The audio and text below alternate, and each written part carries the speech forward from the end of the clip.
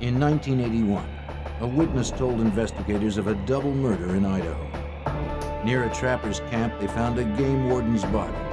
A second warden's body was missing, along with the killer, Claude Dallas. Investigators would track the mountain man through unforgiving country he knew better than anyone. In an area known for anti-government sentiments, the FBI knew the manhunt would be difficult, but Dallas must be found.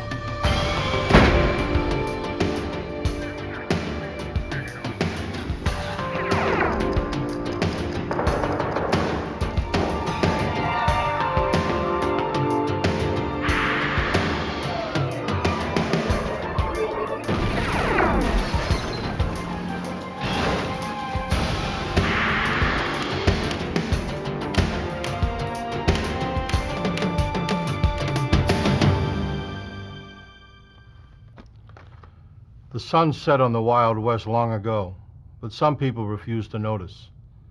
Claude Dallas was one of them. A wily trapper, distrustful of authority, Dallas typified the rugged individualism that forged this country. He went too far when he killed 2 game wardens in 1981. The law that he despised so much began to close in. But Dallas knew the land and could live off it as long as he needed to. Finding him wouldn't be easy. I'm Jim Kallstrom, former director of the FBI's New York office. A man like Dallas could hide almost anywhere. The severity of his crime demanded that we never stop looking. A modern-day posse formed to round up the maverick and deliver him to justice.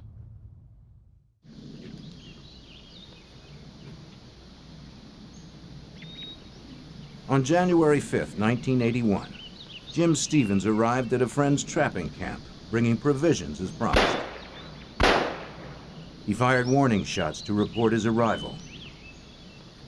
He knew his host didn't like being surprised by unannounced visitors.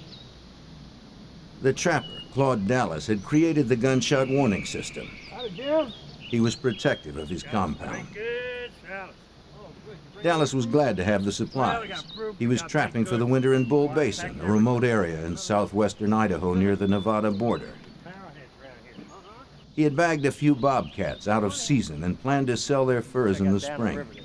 But he needed food before that to sustain him. Besides restocking Dallas's camp, Stevens had come to look for Indian artifacts. He planned to search along the river. In such an isolated area, he was bound to find new items for his collection. Dallas stayed to look over his new provisions.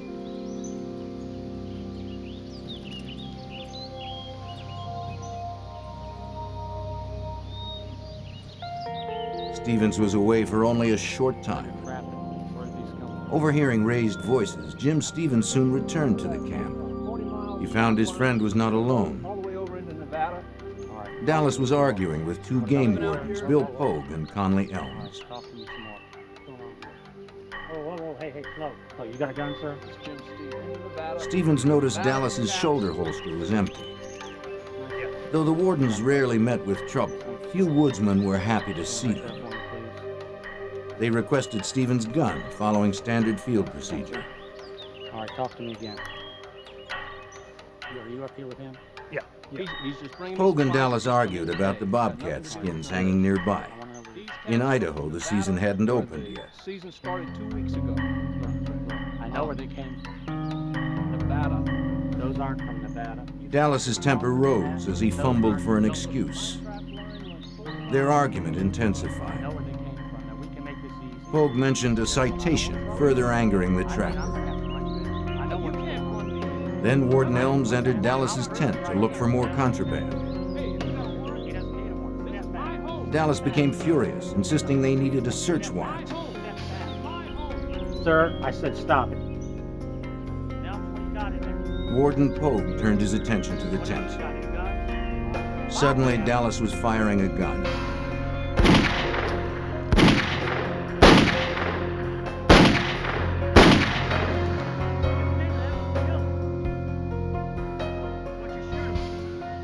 He had drawn a .357 he had kept hidden and emptied it into the unsuspecting wardens. Without a word, Dallas reached for his .22 rifle and carefully aimed behind the ear of Bill Pogue.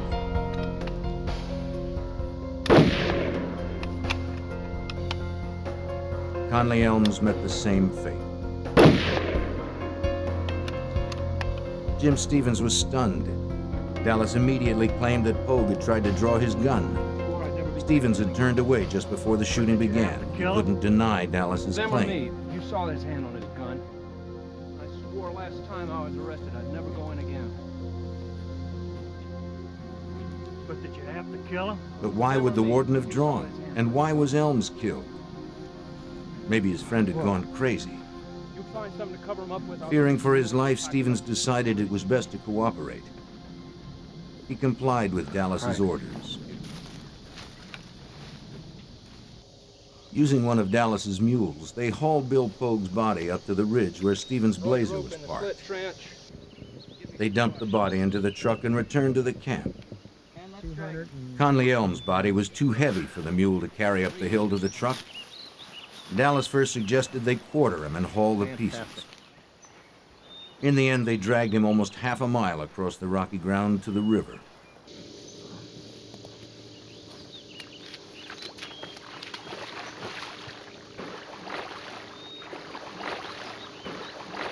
That would be Dallas's one mistake.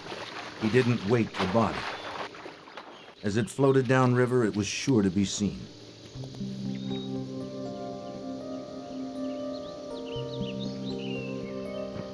As a trapper, Dallas knew about leaving tracks.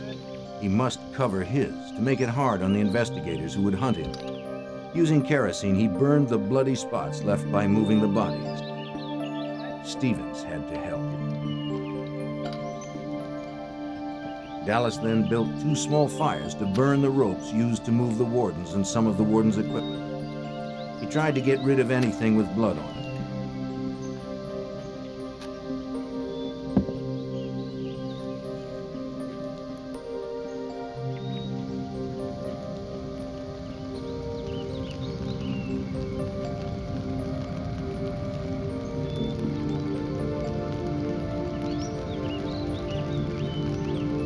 Dallas never expressed remorse for the killings.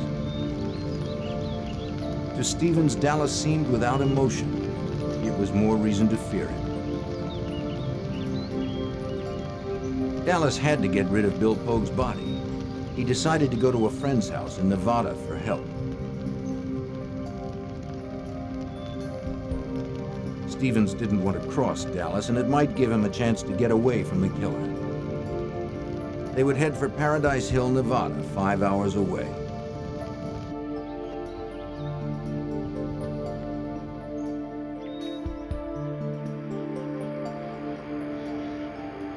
As they drove, Dallas tried to convince Stevens that the killings were justifiable homicide. The wardens had invaded his territory and threatened him, he said. He had only defended himself.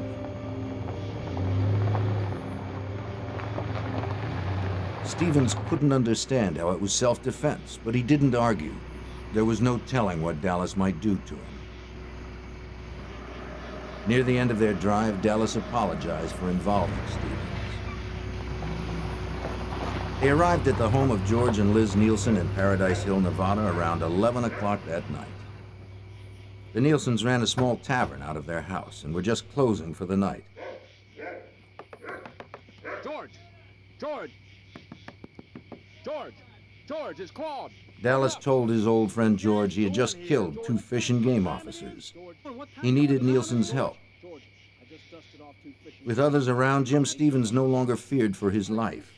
But what he had seen and done still terrified him. Dallas told George and Liz Nielsen he had one body outside and that the other was in the river near his camp. George Nielsen shared Dallas's contempt for the law, and he believed the claim of self-defense. He agreed to help. Dallas told Stevens he could go and asked to borrow the Nielsen's pickup to take Pogue's body out and bury it. The men went outside so Dallas could move the body from the blazer to Nielsen's pickup. Wait a minute.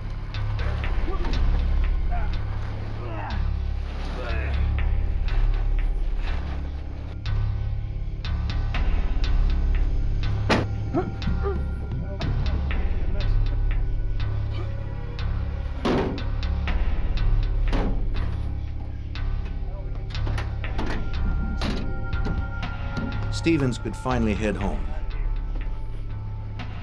Dallas went off alone to get rid of the body. Hours later, he would return to the Nielsens to shower, change clothes, eat, and pack. The Nielsens would give him food and some cash. Around 5:30 a.m., Nielsen would drop him off 15 miles away, where it is believed another friend picked him up. In any case, Claude Dallas had disappeared. A few hours later, Jim Stevens realized he had to go to the police. Liz. After talking with George, he visited Liz Nielsen at the local hospital where she worked. We gotta go. She agreed they should contact authorities. They were too involved not to. We gotta turn him in. They met with the county prosecutor. Stevens explained that he was there at the time of the shootings, but had his back turned when Dallas started firing. Exactly what you saw. We went down the river there. He didn't see if Pogue had drawn his gun, so Stevens couldn't verify or dispute Dallas's self-defense story. George and Liz Nielsen told how they had helped Dallas disappear, but they didn't know where he was. All anyone knew was that for some reason, Claude Dallas had snapped. He was unpredictable, armed, and out there somewhere.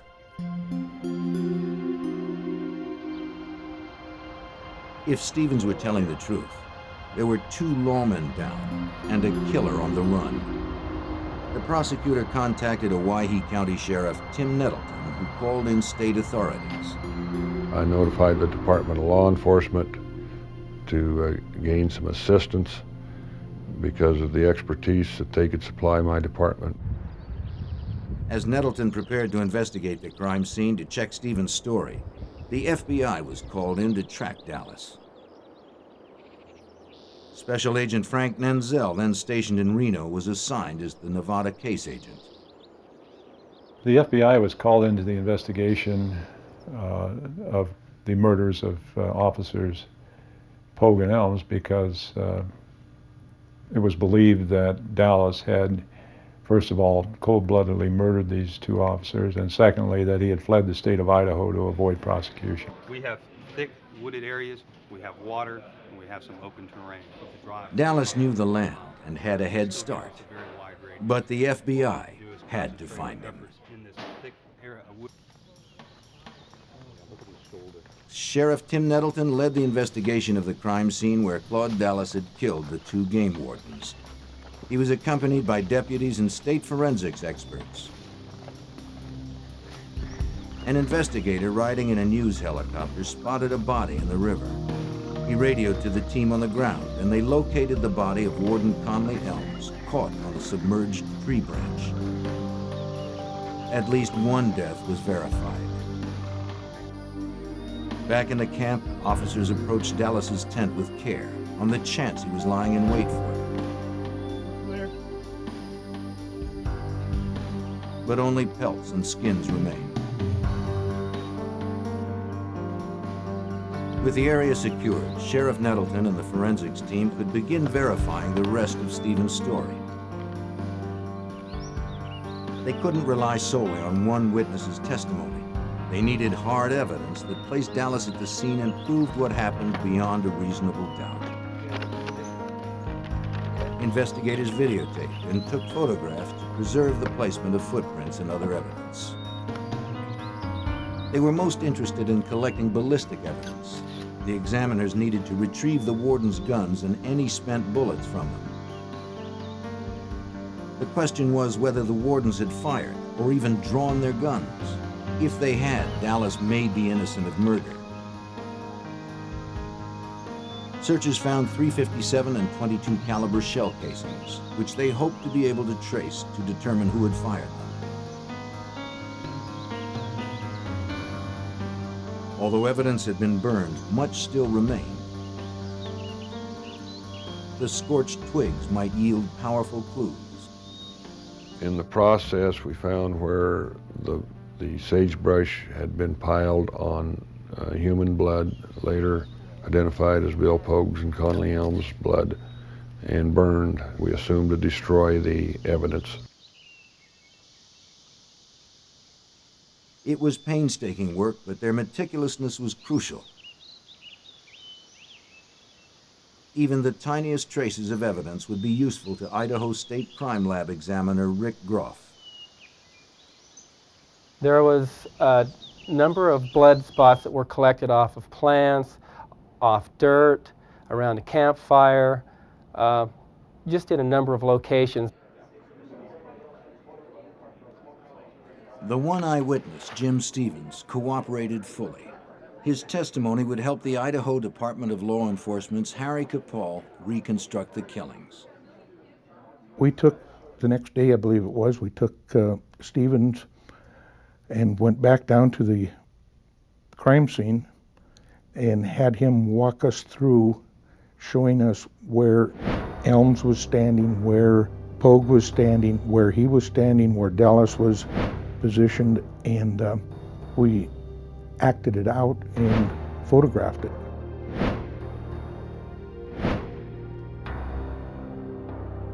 Investigators were sure of what had happened, but they didn't know where Claude Dallas was or where he had hidden Bill Pogue's body.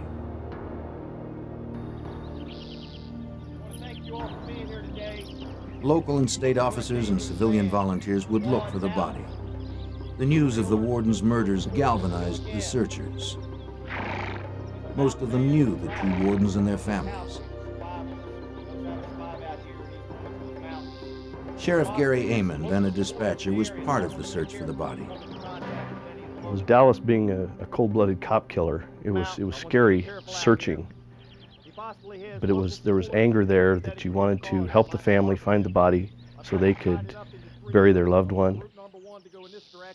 Many of the searchers knew the 30-square-mile wilderness that they'd be scouring, but there were dozens of abandoned mine shafts and gullies in which to hide a body, and Claude Dallas knew them all. All right, let's move it. We're burning daylight. They would use high technology like infrared scanners, but most importantly, they would rely on their own patience and dedication.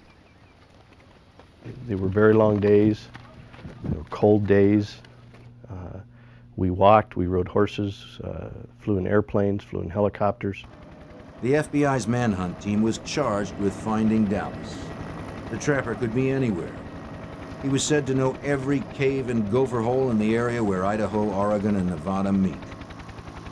So the FBI wasted no time in blanketing the region with agents. A specialized FBI force arrived in Winnemucca this morning, 12 members of a Bureau SWAT team out of San Francisco.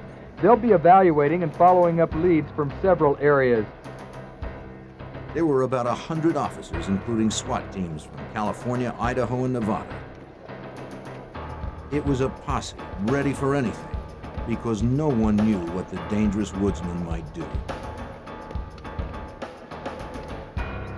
While Special Agent Frank Nanzel coordinated the Nevada search, Special Agent George Calley of the Boise Field Office became the FBI's lead investigator.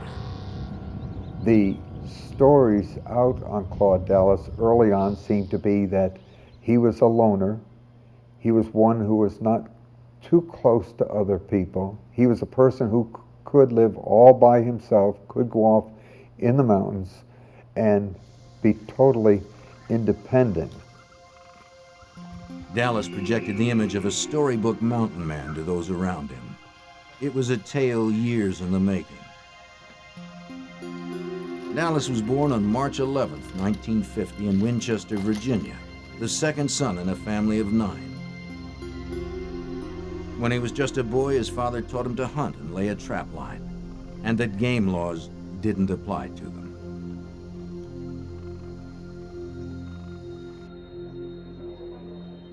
The FBI learned that Dallas's name was already in their files for a draft dodging charge more than 10 years earlier.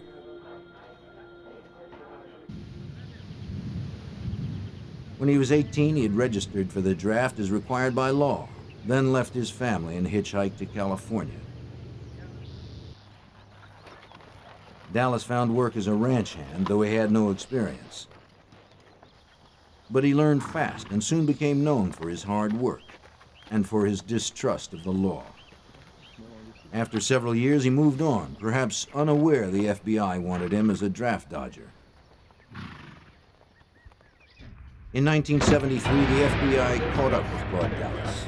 They arrested him for failure to report for induction. But the draft board couldn't prove he had ever received his draft notices. They dropped the charges. It was his first victory over the government laws he despised. Dallas moved to Paradise Hill, Nevada. He decided to trade ranch work for the life of a trapper. He wanted to be completely independent. Before long, Dallas was making his living solely as a trapper in the Nevada wilds. Although he was licensed, his traps often violated state game laws for illegal bait. Legitimate trappers had little respect for his operation. Sheriff Nettleton knew Dallas's reputation. Dallas was a trash trapper. He never took the time to go with a real trapper and learn how to trap. As authorities investigated the man they were hunting for alleged murder, they uncovered a history of conflict with the law. In 1976, Nevada game warden Dale Elliott came across some of Dallas's illegally baited traps. Dallas used birds and animal parts to lure bobcats, whose skins brought a good price. But this improper bait also attracts animals like raccoons and skunks and kills them needlessly. Elliott confiscated the traps and fined Dallas $100. 2 years later, in 1978, another game warden, Gene Weller, came across more traps in Dallas's territory. They were illegally baited with chunks of meat and had no tags. Dallas couldn't be found, and since it was late, Weller decided to return the next day to look for him.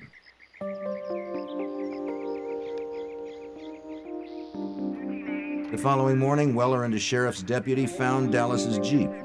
But again, Dallas couldn't be located. Inside the Jeep, they found two weapons, a rifle and a revolver. It was against Nevada law to keep a loaded rifle in a vehicle, so they confiscated it. They took the revolver, too. Two loaded weapons in a possibly abandoned vehicle presented a dangerous situation. Anyone wandering nearby could take the firearms. The officers left a note for Dallas explaining where the guns would be held. Name's Claude Dallas, here to get my guns. 3 days later, a disgruntled Claude Dallas arrived at the sheriff's office in Winnemucca, Nevada to claim his guns. They were now unloaded, and Dallas argued that the shells that had been inside were spent. The deputies couldn't produce evidence that the guns had held live rounds. The weapons were returned, and no fine was issued. It was another Dallas victory. Claude Dallas was a man who rejected the rules of society. But if his rules allowed for murder, the FBI had to bring him in.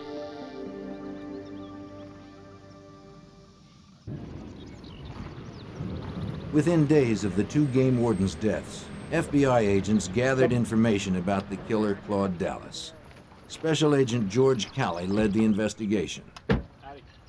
We realized that to find Claude Dallas, we had to learn more about him. The FBI talked with local trappers and ranchers. Many were reluctant to help. The information on Dallas came slowly. As it did, the FBI pieced together the days leading up to the killing of the two game wardens.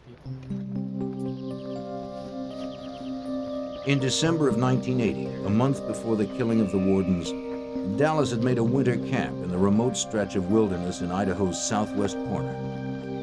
He would spend the winter trapping alone, but for a few visits from friends like Jim Stevens, who promised to bring mail and supplies.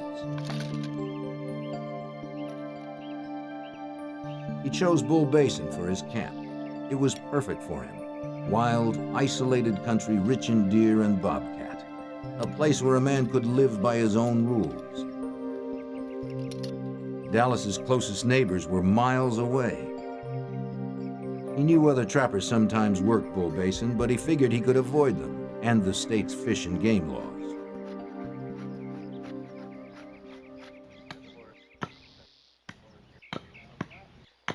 But one day, his neighbor paid him a visit.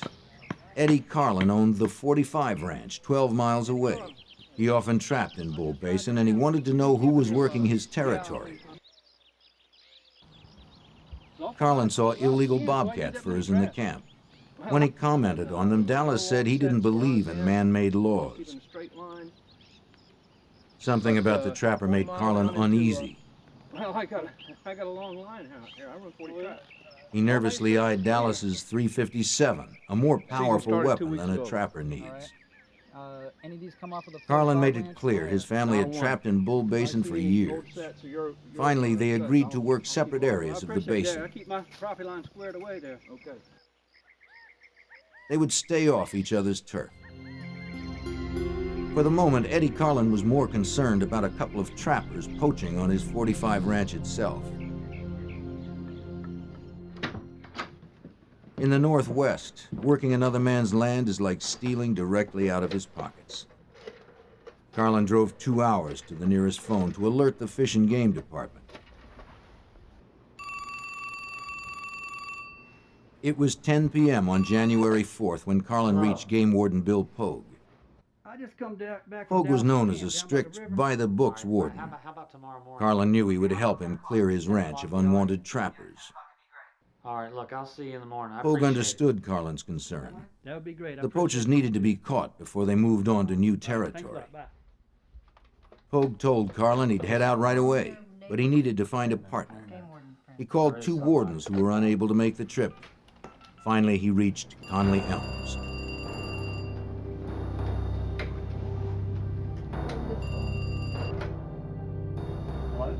Yeah, Elms. It was late, but when Elms heard the problem, he immediately agreed to go.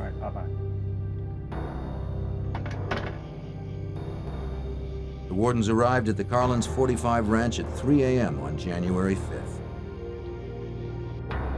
After a few hours' rest in sleeping bags outside, the men joined Eddie and Joanne Carlin for breakfast. Eddie described the poachers who were trapping on his land. The wardens considered how to approach them. Then Joanne added that there was another man named Claude Dallas trapping in Bull Basin. He was bagging game out of season. 2 other guys camping right on the edge of my ranch. Eddie told them to watch out for Dallas. The wardens said they'd cover each other. They left to confront the trappers on the 45 ranch first. Jim Stevens arrived in Dallas's camp at mid-morning, then went off to look for artifacts, leaving Dallas alone.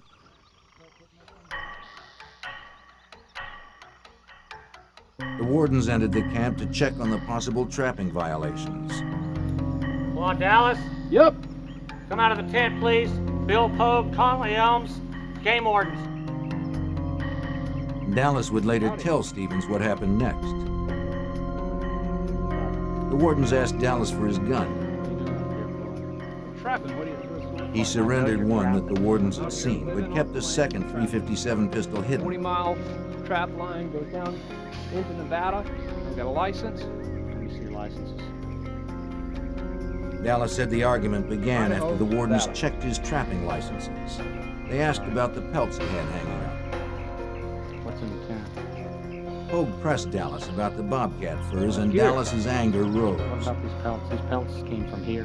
No, these are. Hey, sir. Whoa, hey, The tension quickly escalated, You got a warrant? He doesn't need a warrant. This is my home. Step back. and in an instant, Dallas's temper turned deadly.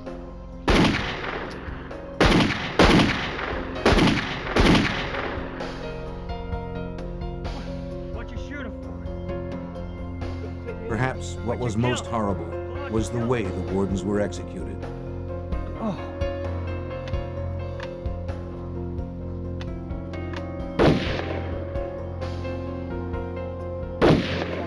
Sheriff Nettleton understood the implication of the shots to the head. That shot behind the ear was to finish him off, and is a common way of administering death by a trapper. Clearly, Dallas considered the wardens no more than animals stumbling into one of his traps.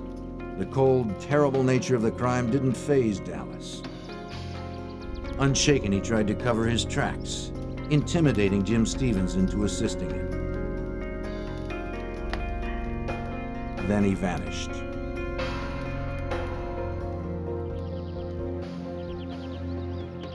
Within 48 hours, the hunt for Bill Pogue's body by local volunteers had begun. Team number 2 in this direction. Team number 3 off in this direction. Elm's body had been found, and the story Jim Stevens recounted was proving to be true. The other warden was still missing.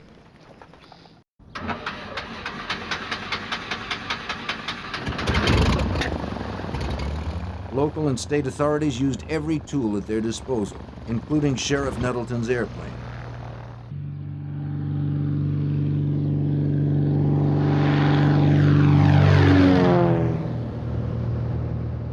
The aerial search allowed for initial sweeps of large areas to be conducted quickly. It was necessary in such a vast expanse of territory. Freshly dug earth or other signs of Claude Dallas's actions may have been visible from the air. But finding a body would require a slow, careful ground search too, by a team that included Sheriff Gary Amon. When we actually went down and searched for the body, approximately 50 or so people went down. We camped out near Paradise Valley, and we would break up into teams and we'd go search a specific designated area that we were assigned to, and we would basically turn over every rock and look under every brush for signs of a grave or footprints, bodies, whatever, any evidence that might be related to this case.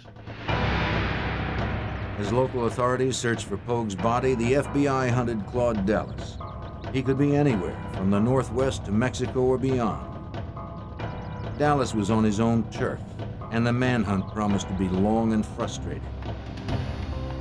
Agent George Kelly and the other investigators knew that to find Dallas, they'd have to narrow the search.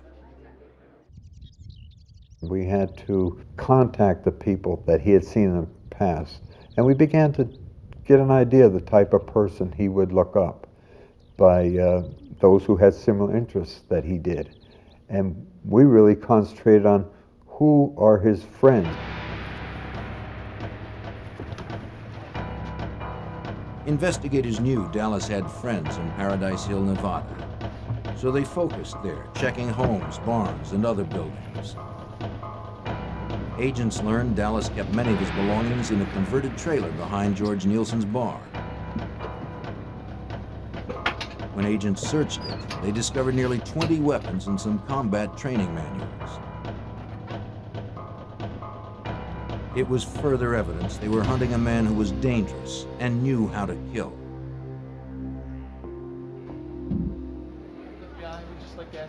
Inside Nielsen's bar, the FBI questioned everyone who knew Dallas. The Nielsens were helpful, telling the FBI the same information they had given the county prosecutor earlier. But others in the bar were largely uncooperative. Not many locals appreciated federal intervention. They gave agents few leads.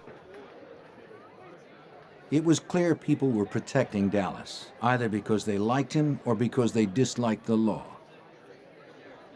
The federal agents weren't the only ones getting the brush off. Even local authorities like Harry Capall felt the frustration. Some of the anti-establishment type people said the two officers deserved to be killed. They had no business being down invading this man's camp, but there were quite a few people in the Winnemucca area who really weren't too helpful, and I think our investigation would have proceeded a lot faster and quicker had they have been more willing to come forward, or if we did interview them, tell us the truth. The fact that Dallas had a network of supporters in Nevada and Idaho gave agents the first glimpse behind his mountain man facade. It seemed he was not the self-sufficient loner some made him out to be. He was resourceful, but he was also dependent on others. The field work by agents like Frank Nenzel slowly uncovered the truth about Claude Dallas. He wasn't earning any money, so he had to have some way to eat and sleep and that sort of thing, a place to go to hide. So he was able to avoid us because he did have some friends, not only in the state of Nevada, but in Northern California where he had relatives. As investigators learned how Dallas operated, they figured out how to bring him out of hiding. They'd make the reclusive backwoodsman the best recognized man in the West, so he'd have to come home to hide. They designed and distributed a wanted poster and put a $20,000 reward on Dallas's head. Sheriff Nettleton called it the poster war. I had requests from so many police agencies, all the way from Alaska, all up and down the West Coast. They were in Field and Stream. Virtually every gun shop west of the Mississippi had one hanging up. And any place that Mr. Dallas went, he would see his face. Any of his haunts, any of his friends would see it. This would leave him only one place to hide, back in Paradise Hill, where most of his supporters were. Investigators kept the pressure on, following every lead, searching every day, and waiting for Dallas to resurface. After 15 months, agents noticed the people of Paradise Hill becoming uneasy. They acted nervous when any law officer was nearby. The agents worked their contacts and learned that Claude Dallas was coming back to town. FBI agents persuaded a friend of Dallas's to turn informant and notify them when Dallas actually returned. In April of 1982, the informant came in to talk. He didn't want any trouble. Claude Dallas had moved in with a friend, he said. He was at Craig Carver's trailer just outside of Paradise Hill. There were plenty of weapons in the trailer.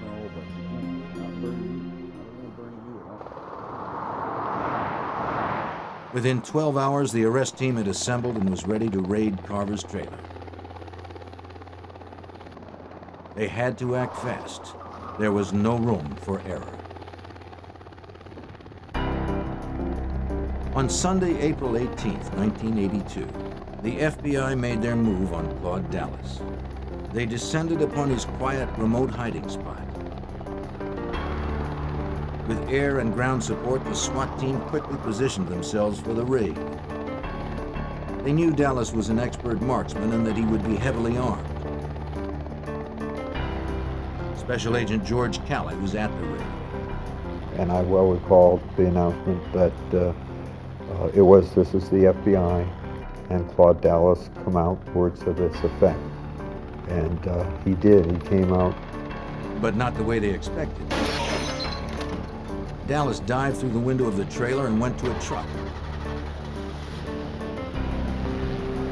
Agents were momentarily helpless to stop him. The arrest team mobilized and the chase was on. The FBI had spent more than a year tracking the cop killer. They could not let him get away.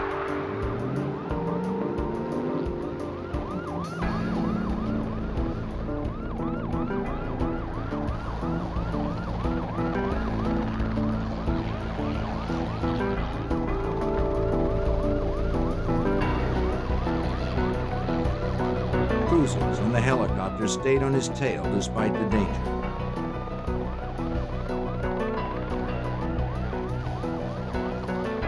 Dallas was shooting from his truck as he sped along. Agents and officers returned fire as they chased him.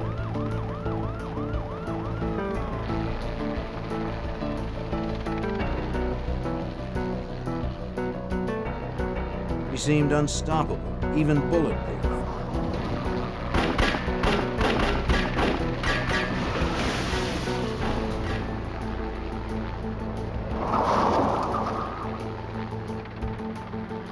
But then his luck ran out. His truck stopped dead. The shooting stopped too.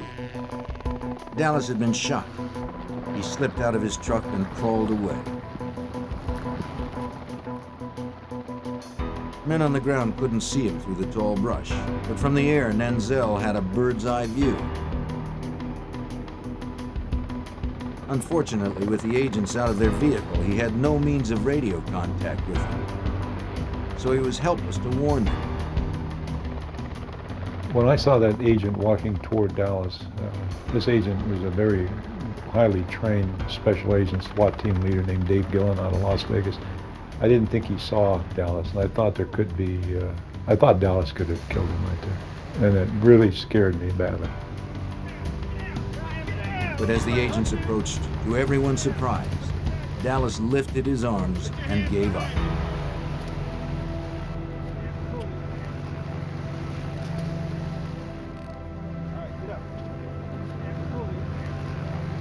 He was transported to a nearby hospital for treatment. The FBI had their man. Frank Nanzel breathed a sigh of relief. Dallas told us he could have killed the agent that was walking toward him. And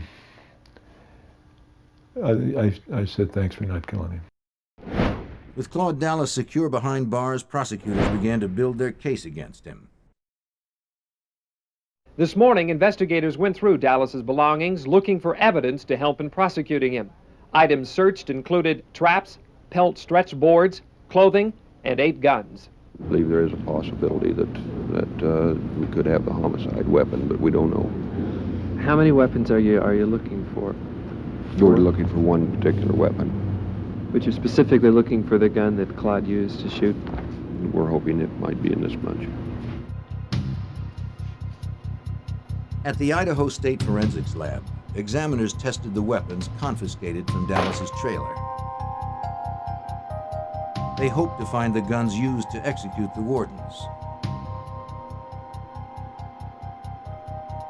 But the tests were inconclusive. Prosecutors would have to rely on other forensic evidence and the testimony of Jim Stevens to earn a conviction. When Claude Dallas was released from the hospital, he was booked at the Humboldt County Sheriff's Office, then flown back to Winnemucca, Nevada. When they had Dallas in custody and got back to the airport in Winnemucca, it was just a feeling of relief. Hey, it's over with. Now let's get him tried. Authorities were taking no chances. Security at the Owyhee County Courthouse was bolstered for Dallas's arrival.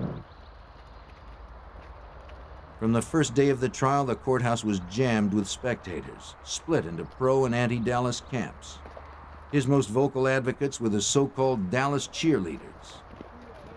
During the trial, there was a group, mostly ladies, that were openly antagonistic towards any law enforcement, that thought Mr. Dallas was cute and being railroaded.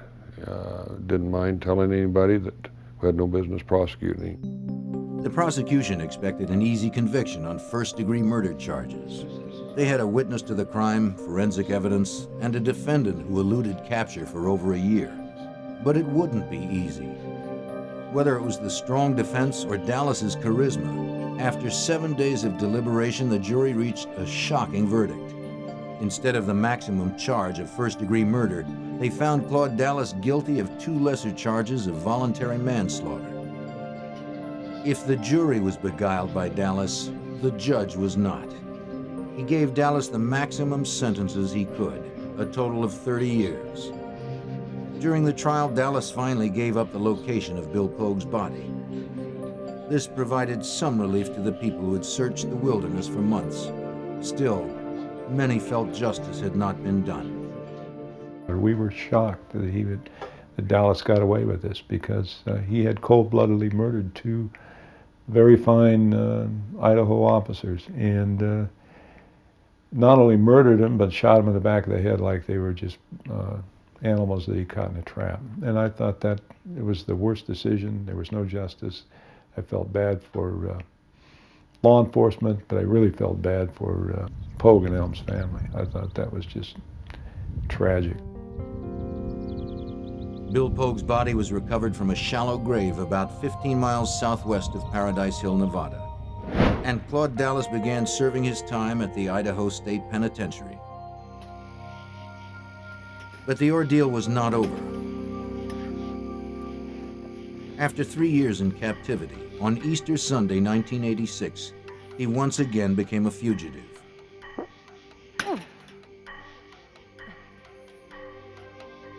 Agents believed a woman from Reno who had befriended him brought him wire cutters on a visit. He used them to cut through the prison fence. It seems she also provided the getaway car. Dallas was now an escaped killer, and the Manhunt team responded with full force. The FBI placed him on their list of 10 most wanted fugitives at the request of Special Agent George Calley. We knew could be difficulty in finding him, that should get him on the top 10. Knew that getting this publicity, not only nationwide but worldwide, and our wanted flyers that go out. Special Agent Nenzel welcomed the top 10 listing. You have the backing of the entire FBI, more so than you would in just a regular case. I mean, we have all the equipment, helicopters, planes, technical advice, laboratory, SWAT teams, people that are able to do all kinds of things will help you on a solid lead on an FBI top 10 fugitive case. The media also turned more attention to the case, generating more leads. The search was off to a strong start. Hopes were high when agents quickly located the car allegedly used in the escape. Forensics examiners processed it for prints. It may lead them to the escapee. But he had left no trace of himself. A few months after Dallas's escape, agents had a hot tip on his whereabouts. He was hiding in the small mining town of Eureka, Nevada. Under cover of darkness, Vegas and Reno SWAT teams arrived for the raid.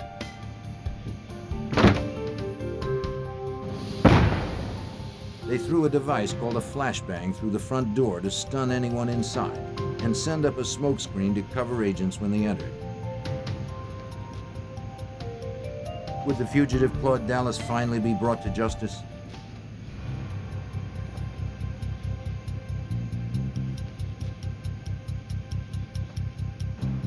SWAT team members searched the house for Claude Dallas, but he had slipped away again.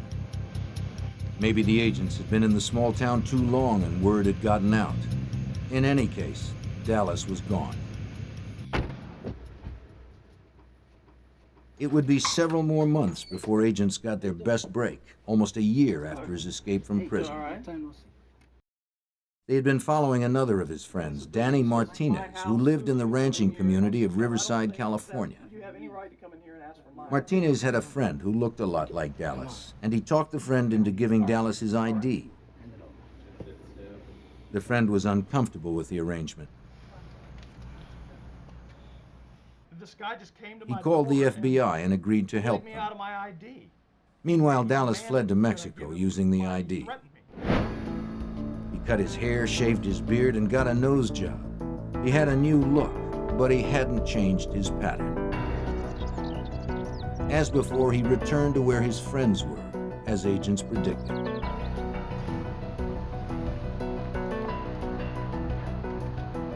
When Claude Dallas returned to Riverside, Martinez had the informant take Dallas to a motel. The friend quickly alerted the FBI. Knowing Dallas was inside, a SWAT team assembled at the convenience store across from the motel.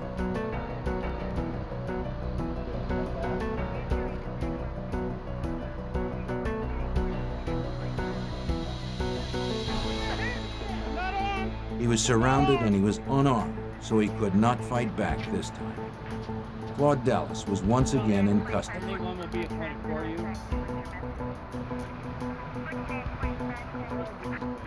He was transported back to Idaho to stand trial. The charge was escaping from a state penitentiary. It seemed certain he would be found guilty. But again, he worked his magic on the witness stand. He claimed prison officials had concocted an elaborate scheme to kill him because they saw him as a cop killer. Amazingly, the jury bought his story, baffling agents like Frank Nenzel. Dallas was acquitted from escape, which totally astounded every FBI agent I ever knew that worked on this case, or any agent that ever heard about this case. It just was beyond belief that Dallas could escape from prison and then go to trial for that and be acquitted. Claude Dallas, who admitted killing 2 law officers, seemed somehow charmed when it came to prosecution. By this time, he had got off of his draft dodging. He got off of shooting 2 officers. Now he gets off of escape because the authorities are mean to this poor little boy. That's been his defense every time. But Dallas was defeated. He lost the year reduction in his sentence he had earned for good behavior, and he was returned to prison to serve the remaining 27 years of his term. Sheriff Gary Amon saw through Dallas's false image. Claude Dallas to me was a wannabe cowboy loner that wasn't near as tough as he thought he was. Harry Capall agrees. I don't think ever earned the right to be called a mountain man or a trapper. He was nothing more than a thief and a murderer. Following the game warden's deaths, their widows initiated the construction of a memorial to Idaho's fallen officers. The monument stands as a testimonial to the true heroes of the West, those men and women sworn to uphold and protect the law. It was Mother's Day, May 13th, 1984, a warm spring afternoon near Tampa, Florida. After spending time with their moms, 2 boys raced off to fly parachutes made from plastic bags. It was the perfect way to spend a Sunday. But soon, the wind brought a foul smell.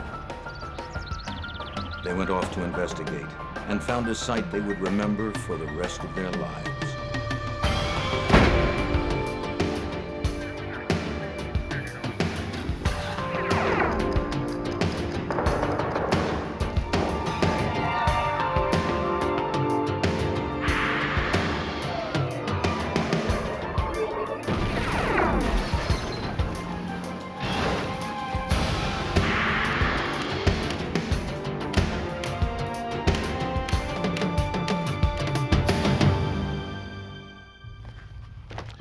In 1984 in South Florida, a rapist and murderer was on the loose. The killer was a ruthless and terrifying predator, the newest member of an infamous group known as serial killers. He kills just for the sake of it. And though his acts at first seem random, his choice of victims is fiercely selective.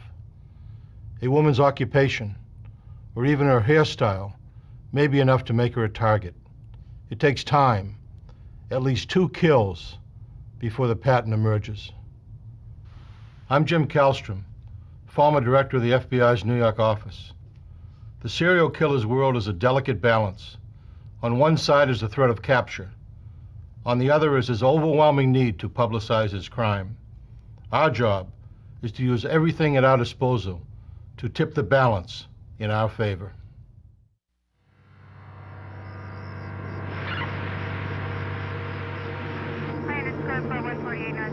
What the boys found was the body of a nude woman lying in the roadside weeds. The medical examiner determined she'd been there for about 3 days. Her wrists were bound behind her back, and a rope with a trailing extension was tied around her neck like a leash. Bruises, blisters, and insects covered her body. But it was the position of the corpse that told detectives this was not a typical murder case. Major Gary Terry, then Lieutenant Terry, had just been appointed head of the Hillsborough County Major Crimes Unit when he got the call. But the unique thing about the body to me was the fact that her legs were spread about 5 foot 1 inches apart from heel to heel. A scene that I'll never forget and a scene that I've never seen before. The pose was so grotesque, the body seemed to have been positioned that way deliberately. Had the killer meant to shock whoever found it? Crime scene technicians photographed the body and measured its distance from the road. They carefully packaged what little evidence was left, some cloth tied in a knot.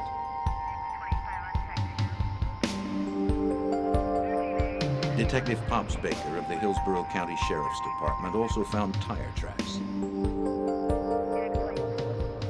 He worked that night to make plaster casts.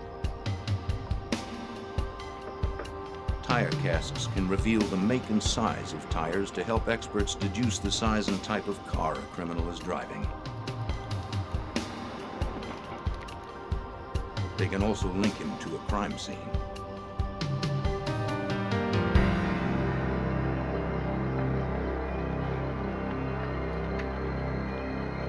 Meanwhile, the body was brought to the medical examiner's office with the ligatures in place for him to study and photograph.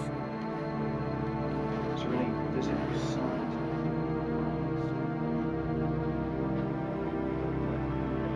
The medical examiner determined the victim had been raped, then strangled to death. The brutality of the crime brought a sense of urgency to the investigation. Fearing this would not be an isolated case, Lieutenant Terry immediately contacted the FBI's forensics lab in Washington, D.C. Terry had a detective hand-carry the evidence to the FBI lab. He had learned during an earlier case that doing so expedited the processing of evidence and brought the FBI in as an immediate active partner.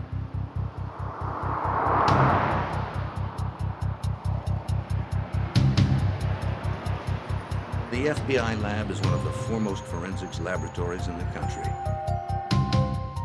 There are experts on every type of evidence, from bullets to fibers to vehicle parts to nuts. The FBI's knot expert analyzed the ligatures from the Tampa victim's wrists and throat. They had been removed intact in hopes they'd tie the killer to his deed. They might also say something about his past. Specialized knots might reveal that he had been a merchant marine or in the military.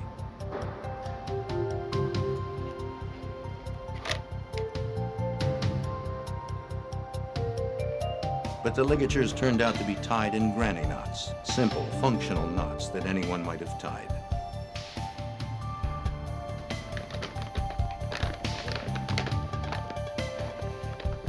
An FBI fiber expert analyzed the fabric found near the body.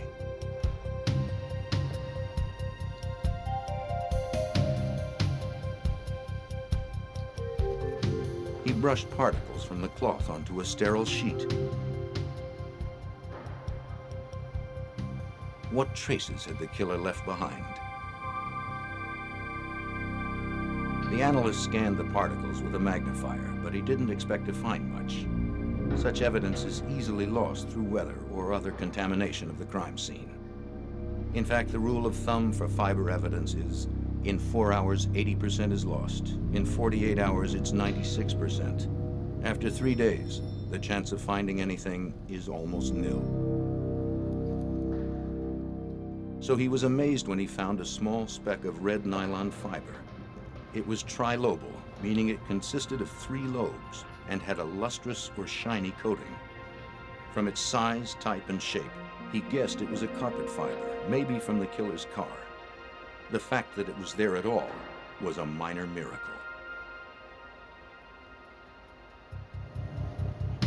The analyst from the FBI lab told the Hillsborough detectives to keep the discovery secret.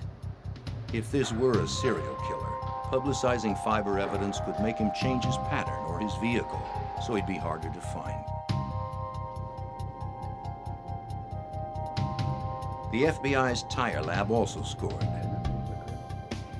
From the tire casts, they determined the tires were of 2 different brands.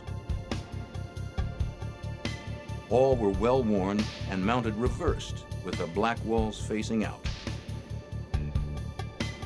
An irregularity like that could be powerful, incriminating evidence.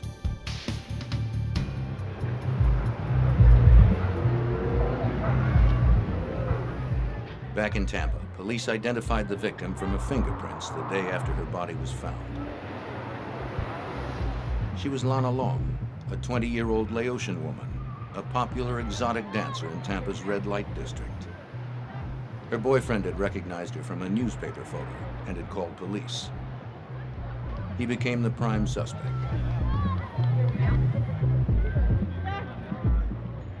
Officers questioned the girls on the strip but received no information implicating the boyfriend or anyone else.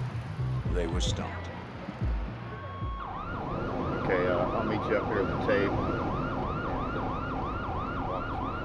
Then, just 2 weeks later, the calm of another holiday weekend was broken.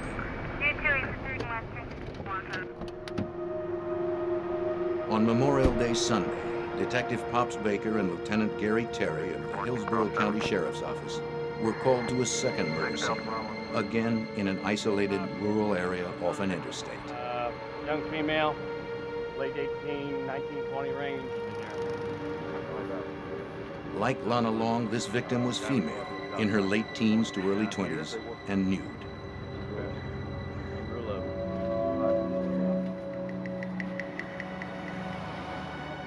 She was also bound at the hands and throat and had a knot at her neck with a leash-like extension. But this knot was different. It was a hangman-style noose. I can remember driving all the way to the crime scene and saying to myself, please don't let this victim be bound. In 1984, we very rarely had homicide victims bound. That's the first thing I asked the officer protecting the crime scene when I drove up. Is she bound? And he said, yes, sir, she is. So we've gone from very rarely having victims bound to 2 within 2 weeks. So we knew we had a problem. This woman had not been dead long. She's still warm. Because the crime scene was fresher than the last, more evidence remained. Detectives found a man's olive green t-shirt and some strands of hair, which they determined were not the victim's. Hanging from a bush a few feet away from the woman's head were her white pantyhose and white jumpsuit, both covered with blood. From the brutality of her wounds, detectives knew she had fought for her life, and that it had been a savage struggle. She had been raped, strangled, beaten, and her throat had been cut almost from ear to ear. The medical examiner reported 3 causes of death: asphyxiation, head injuries, and a lacerated throat.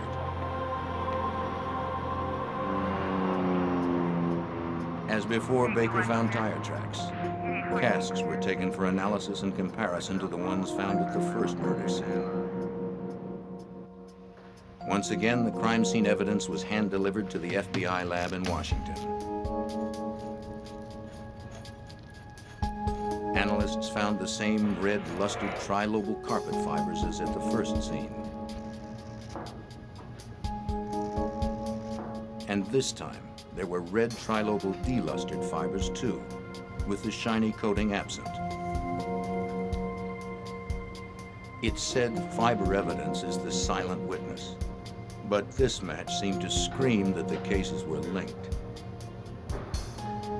Lana Long's boyfriend could not be tied to the second murder, and he was cleared as a suspect. The items found at the scene also provided other clues. The green t-shirt was a size large, suggesting a person of medium build and chest size. The head hairs were medium brown, from a male Caucasian.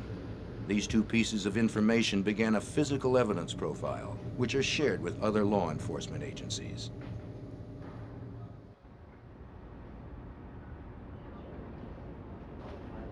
FBI tire expert Sandy Worsema analyzed the tire impressions and made another match.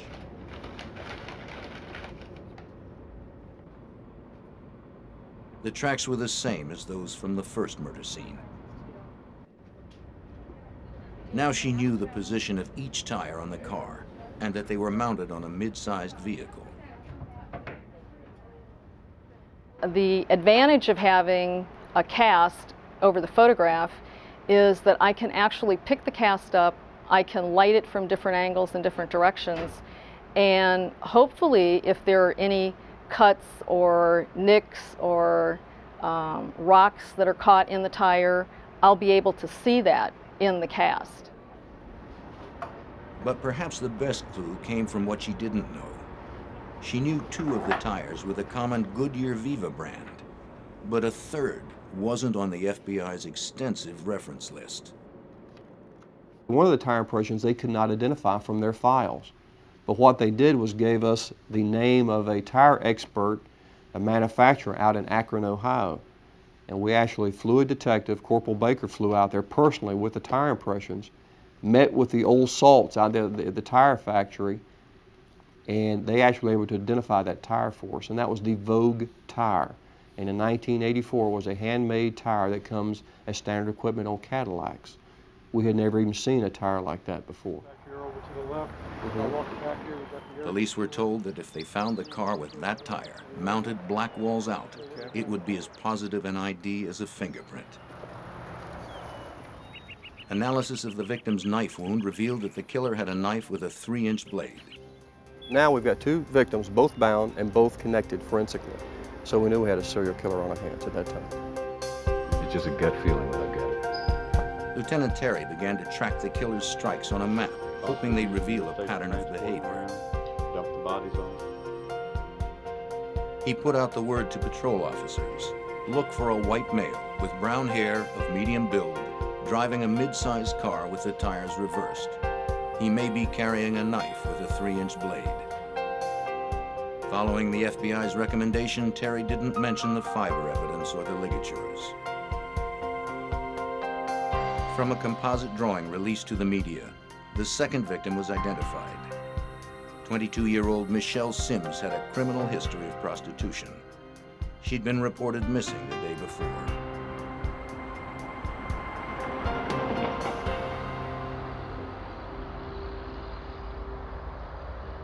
A key member of the Hillsborough County investigative team was Detective Randy Latimer.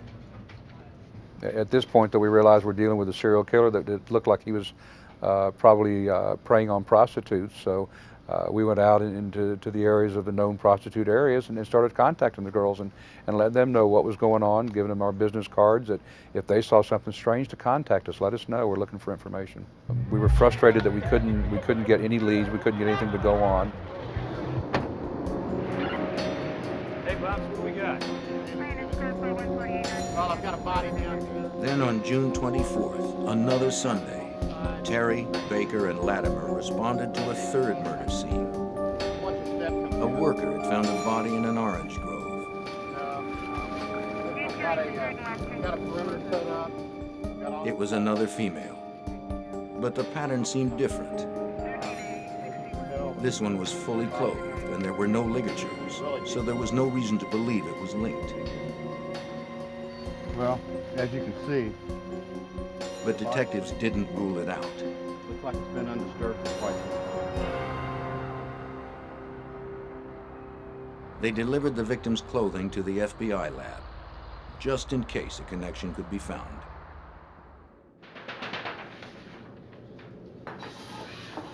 This time, the fiber expert they had worked with before was not available, and someone else was assigned. He wasn't asked to compare the new evidence to the old, so he didn't. Nor did he begin the analysis immediately.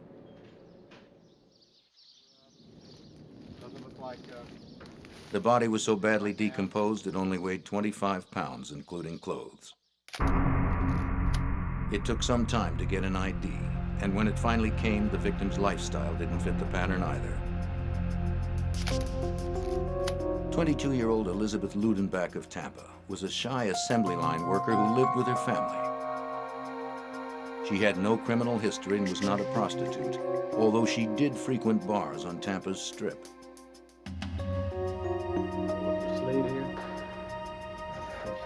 A note in Elizabeth's room said to find her boyfriend if anything happened to her. So detectives ordered a polygraph test. I'm going to ask you a series of questions, and you just need to answer yes or no to those questions. Do you understand? Yeah.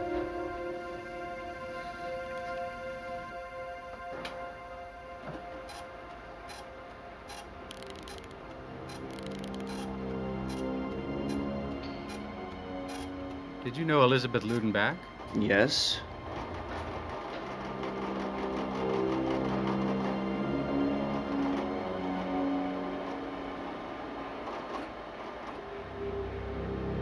Did you have a relationship with Elizabeth Ludenbach? Yes. Did you ever harm Elizabeth Ludenbach? No.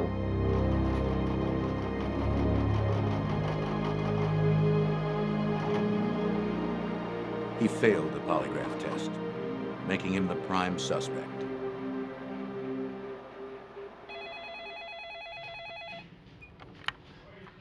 It wasn't until mid-September, 3 months after the discovery of Elizabeth's body in the orange grove, that the results came in. Yeah? The FBI had a match. Yeah. They found That's red carpet fantastic. fibers identical to those found in the first 2 murders. Looks like Ludenbach is ours. They Good. found red fibers that connected up. Now they had 3 related killings.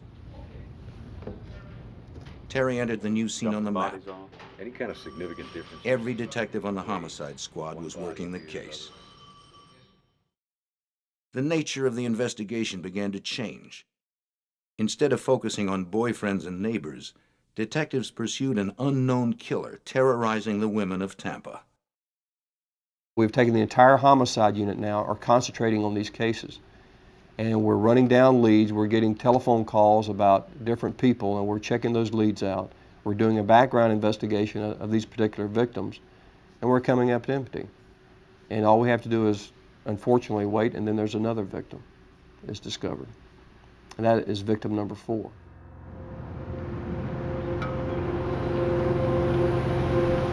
After a lull of more than 3 months, the calm of yet another Sunday was shattered. On October 7th, a worker found a body near the entrance to the K-Bar Ranch in northern Hillsborough County. This time, Detective Steve Cribb was assigned to help process the scene. He, Terry, Baker, and Latimer didn't have to look far for the first grim piece of evidence: the victim's bra hanging from the entrance gate. The nude body of a young black woman was nearby. Her clothing was beside her. Most of the detectives ruled her out as a serial victim. She had been raped, but unlike the others, she had been shot, not strangled, and there were no ligatures. Also, she was African American, and usually serial killers don't cross racial boundaries. Get her into a controlled environment, we'd be able to really inspect. While the FBI analyzed the evidence, detectives identified the victim from fingerprints. 18-year-old Chanel Devon Williams had just recently been released from jail on a prostitution arrest when she disappeared. She was last seen working the red light district along Nebraska Avenue with a friend, another prostitute, a few days before. She had been dead about 6 days.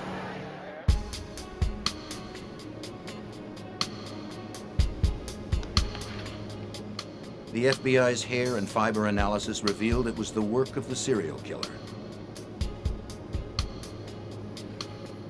Both types of red fibers were found on Chanel's clothing, along with a brown Caucasian pubic hair. By crossing racial bounds and using a different weapon, the killer had changed his routine. Shifting from a pattern is very rare in serial killers and would make this one more difficult to capture. Chanel was added to the map near the Pasco-Hillsborough County line. With 4 dead, detectives were desperate to find the killer and obsessed with the case. You don't work these cases, you live and breathe these types of cases. You go home at night, you dream about this case.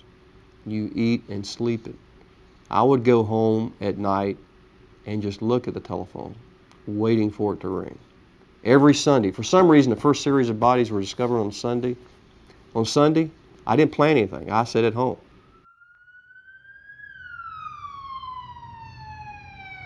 Indeed, the Sunday after Chanel's body turned up, Terry, Baker, Latimer, and Cribb were called to another murder scene.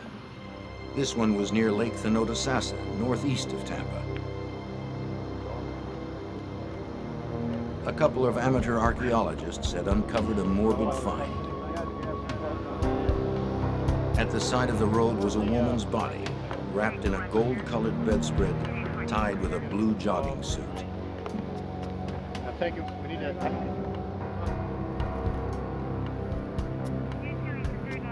Inside, her lower legs and ankles were bound with common white string.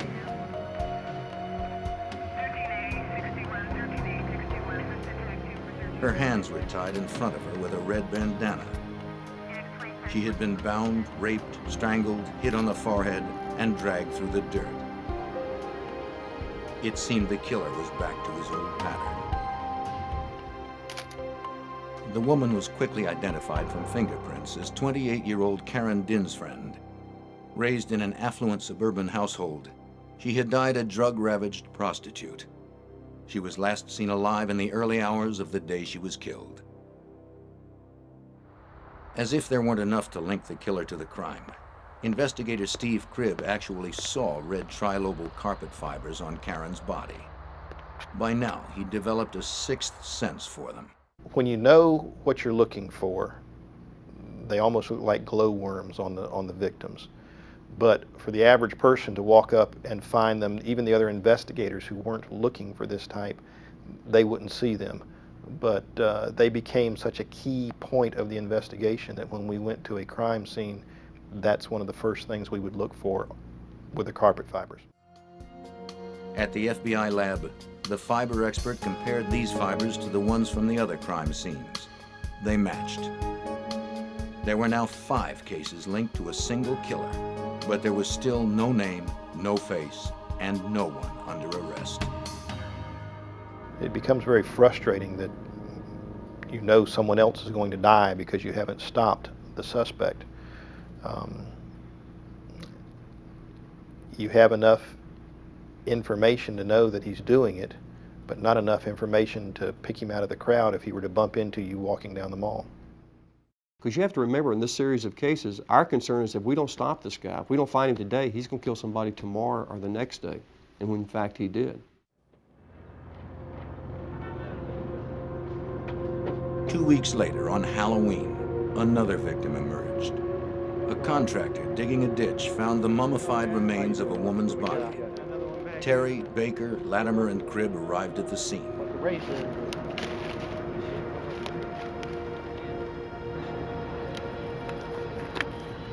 The medical examiner estimated the body had been there for about a month.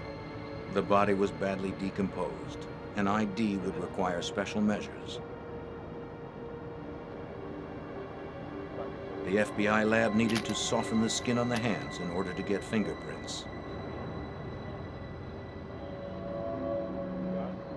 As hard as the victim was to identify, detectives instantly recognized the killer. The body had been completely mummified. The head had been separated by animal activity.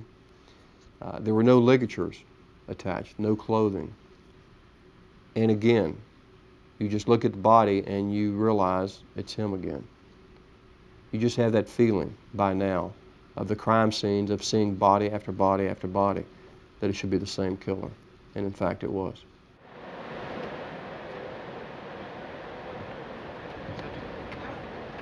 Then at 7:30 a.m., on Sunday, November 4th, a call came in to Tampa police that seemed unrelated. A man reported his daughter had been abducted and raped. 17-year-old Lisa McVeigh was leaving work at a Krispy Kreme donut shop on her bicycle.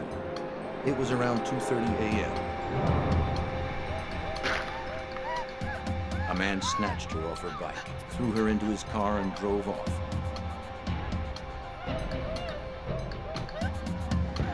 He held her at gunpoint, reclined her seat so no one would see her, and told her to remove all of her clothes.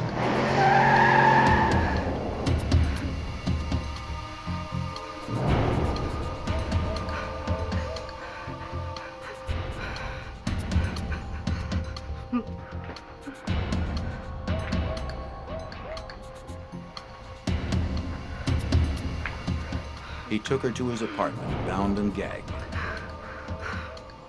She'd been sexually abused before, and she knew how to read the moods of an abuser.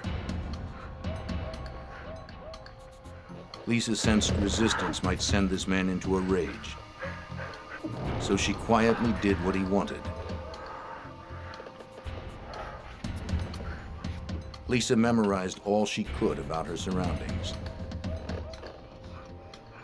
At first, she peeked out from beneath her blindfold.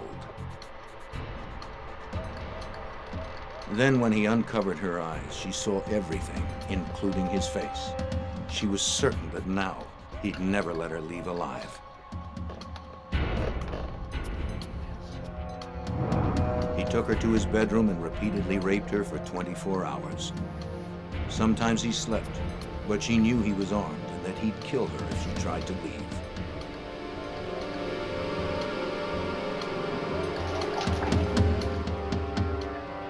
After a full day of captivity, the man told Lisa to take a shower. Then he gave her some clothes and made her a sandwich. To her amazement, he said he would take her home.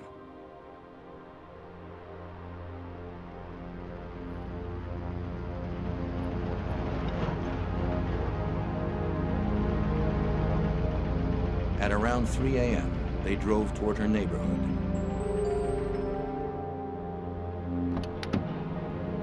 On the way, he stopped at a 24-hour teller machine to withdraw money to get gas.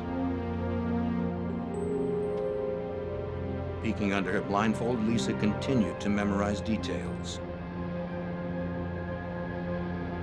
The Howard Johnsons, road signs, the word Magnum on the dashboard of his car. He finally released her near her home.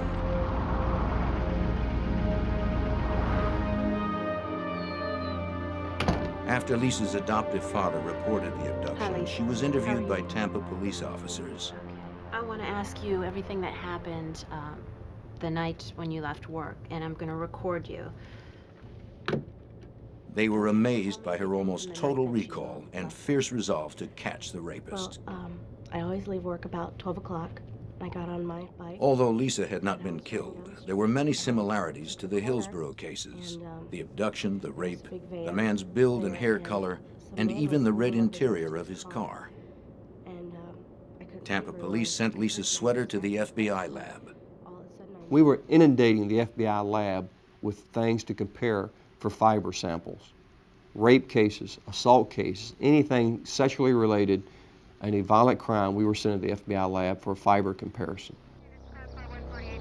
Meanwhile, just a week after the last body was found, Pasco County detectives were called to another murder scene.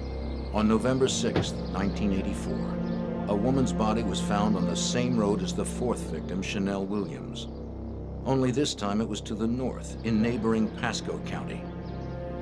Pasco detectives called Hillsborough detectives to a vacant lot near a mobile home park. If you look right here, the body was in a different county, but the ligatures and fibers were all too familiar.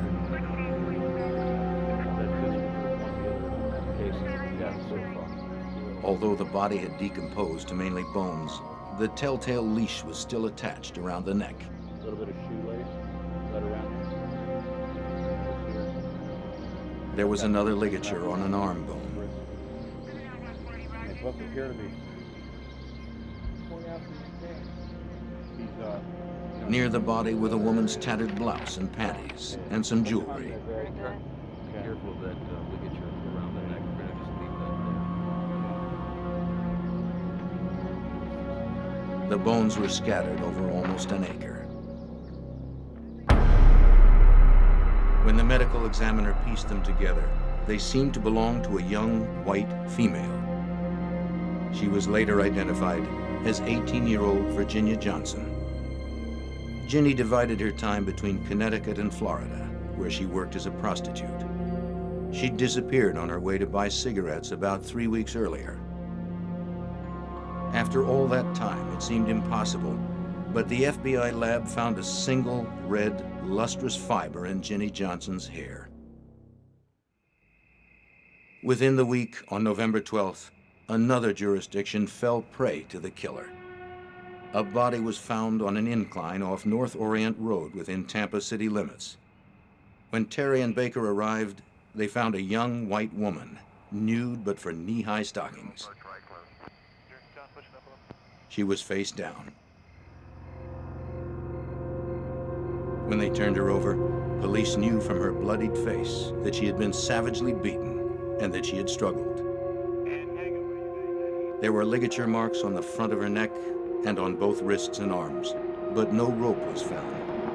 Her wadded up blue jeans and flowered top were near her body. Detectives Baker and Cribb immediately saw something stuck to the blue jeans, tiny red fibers. In the pocket of the jeans was the victim's driver's license. Kim Marie Swan was a 21-year-old part-time student who sidelined as an exotic dancer. She was last seen leaving a convenience store near her parents' home the previous afternoon. It seemed the killer had pulled off the road and thrown the body out of his car. There were faint tire impressions in the grass near the roadway. They would match the casts made earlier. The killer was picking up the pace of his killings, and the body count stood at 8. Terry and Baker were desperate. They drove to Atlanta to meet with a detective who helped crack the case of Wayne Williams, a serial killer believed to be responsible for 27 murders. Because something we didn't really want to share publicly in 1984, what do you do when you're 10 bodies, 15, or 20 bodies down, and you don't have the suspect in custody? What do you do? We were sitting down in their office discovering, and during the course of that conversation, the telephone rang. And the telephone call was from the FBI in Washington. And the FBI lab says we had just had a match on a piece of fiber evidence submitted from a rape case. And I was blindfolded. That case turned out to be the Later, abduction when and we rape woke of up, Lisa McVeigh only a week earlier. Well, when Tampa I came police had to, rushed Lisa's clothing to the FBI lab, and experts there had found matching red trilobal carpet fibers on her sweater. It was the break they'd been waiting for. I want to play it. Terry flew back to Tampa immediately. He formed a task force of officers from the Hillsborough and Pasco County Sheriff's Office, the Florida Department of Law Enforcement, and the FBI, along with the Tampa police detectives already working the rape case. Then he divided them into teams, each with a different assignment. They initiated a massive manhunt. Patrol cars fanned out across North Tampa. They were looking for the killer's apartment and his red Dodge Magnum. The information from Lisa McVeigh was their roadmap.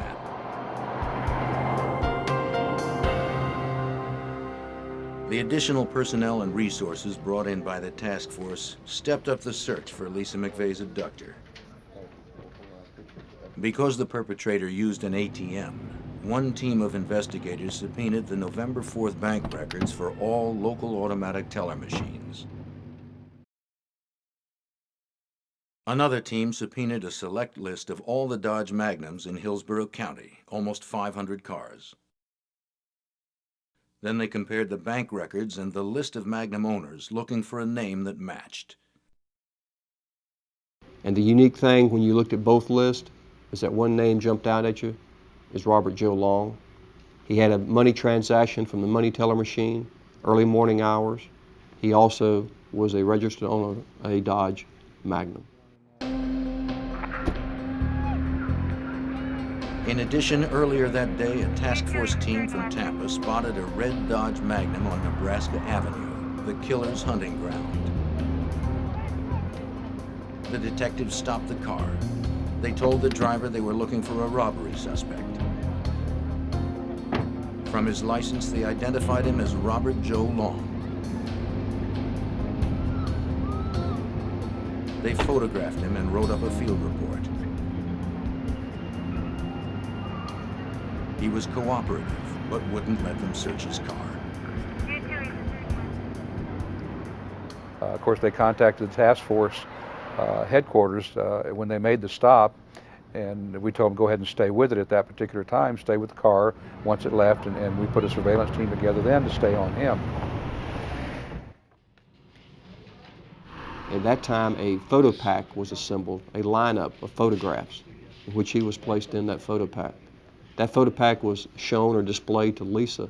She looked at it and said, "That's the guy that kidnapped me." And she pointed out Bobby Joe Long. Lieutenant Terry had his man, but he couldn't risk making a mistake with a quick arrest. He needed time to obtain warrants and organize his team. To ensure public safety, Terry ordered non-stop surveillance of Long.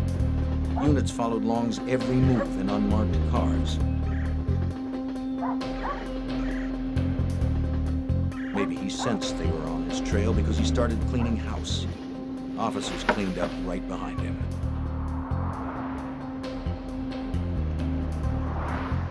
Even when he vacuumed his car, police seized the vacuum. They retrieved everything Long thought he was destroying.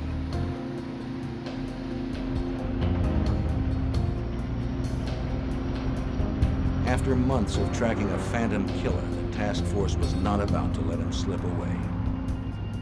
Less than 24 hours after Lisa McVeigh identified Bobby Joe Long, the arrest plan was firmly in place. The task force moved in.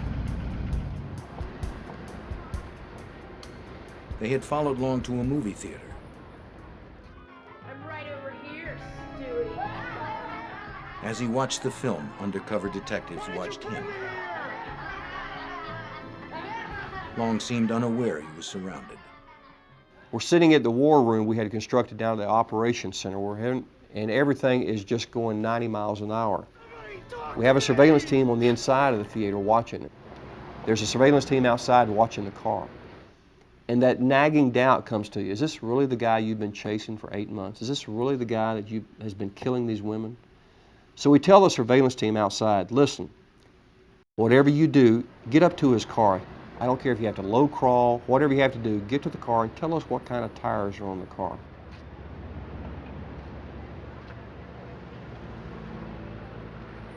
And the surveillance team came back and said, hey, there's Goodyear Viva tires on the car.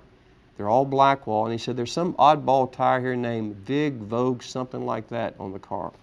As soon as he said that, we knew. When we pulled up and saw the car, saw the tire, the Vogue tire that had been described from one of our tire impressions, when we saw the seat that revolved, that laid back, the red carpet fiber, there wasn't a doubt in our mind that we had the right suspect. Terry gave the order to arrest. Detectives followed Long as he left the theater. He was never out of their sight.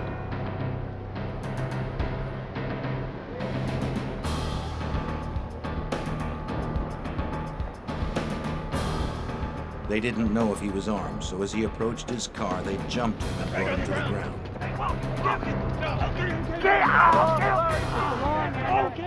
He didn't resist.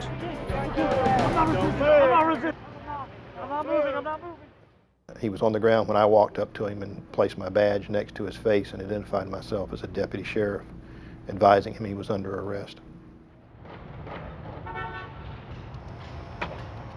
They took Long's car to the Hillsborough County Sheriff's office garage.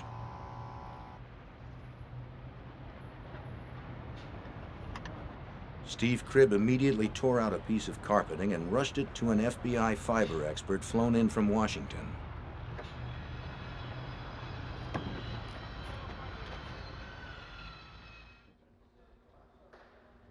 Statement from you? All right. Meanwhile, Randy Latimer and members of the task force interviewed Bobby Joe Long, who had declined his right to an when they attorney. arrested you out on the street that you got some cuts and stuff on your hands and arms. Did they take care of all that for you? Oh yeah, just a couple scrapes. Okay. You thirsty? They were well prepared, having consulted the behavioral science unit at the FBI Academy on how to conduct the interview. Detective Price? Just where do you want to start? The game plan was to start by addressing only Lisa McVeigh. Long confessed immediately. Well, I went down there and parked my car. After he admitted to the rape and abduction of Lisa McVeigh, we talked about why he let her go and what went through his mind and what went on.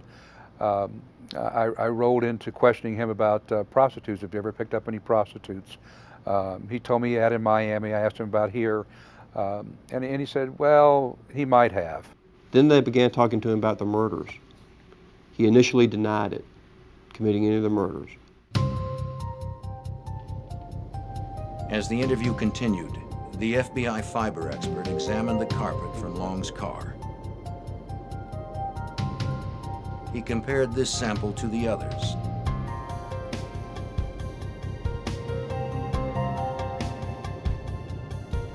It was the moment of truth.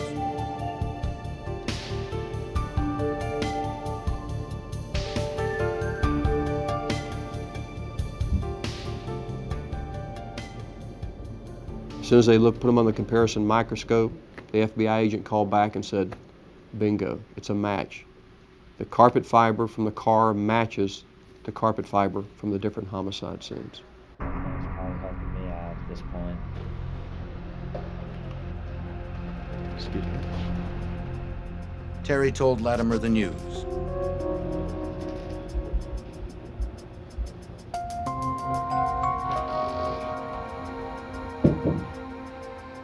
Then Latimer explained it to Long. I mean, we just got information. He told him about the fibers and their significance, and about Long's brown head hair found at the crime scene, and the Vogue tire. Latimer let Long know that by the time they found the second body, they were already on his trail. What can I say?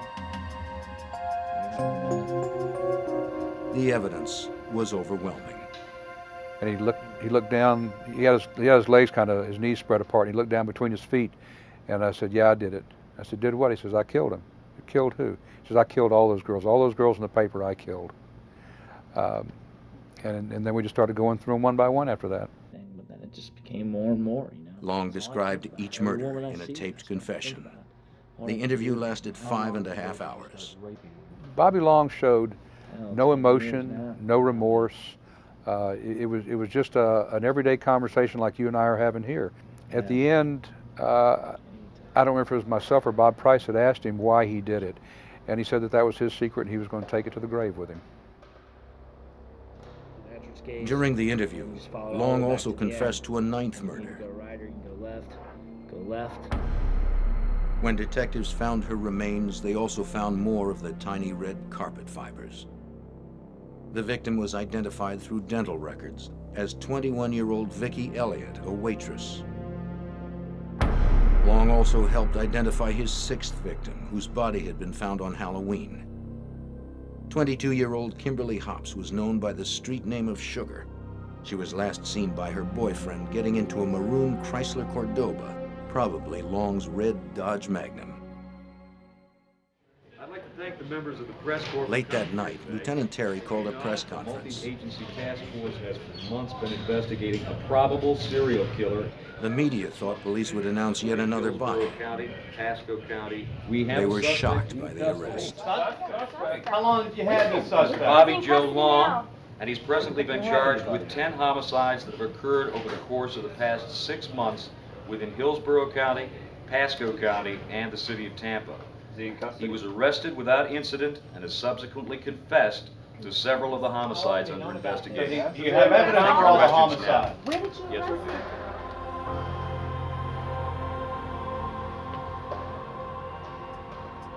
Open 5.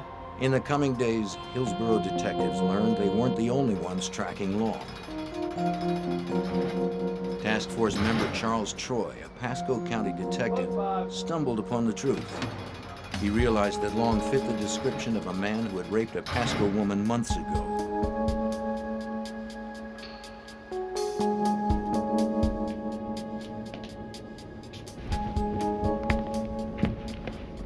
Troy scoured Long's apartment for evidence. He found a photo album filled with photographs of nude women, including the rape victim. In jail, Long confessed and bragged about the crime.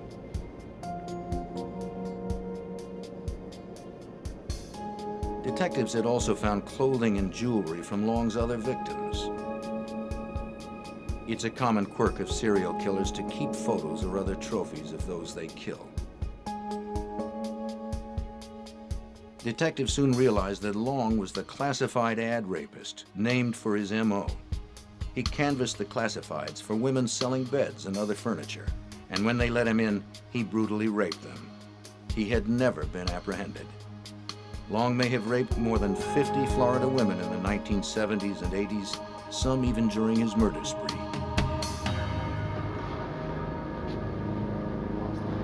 Now with Long finally in jail, detectives reflected on lessons learned.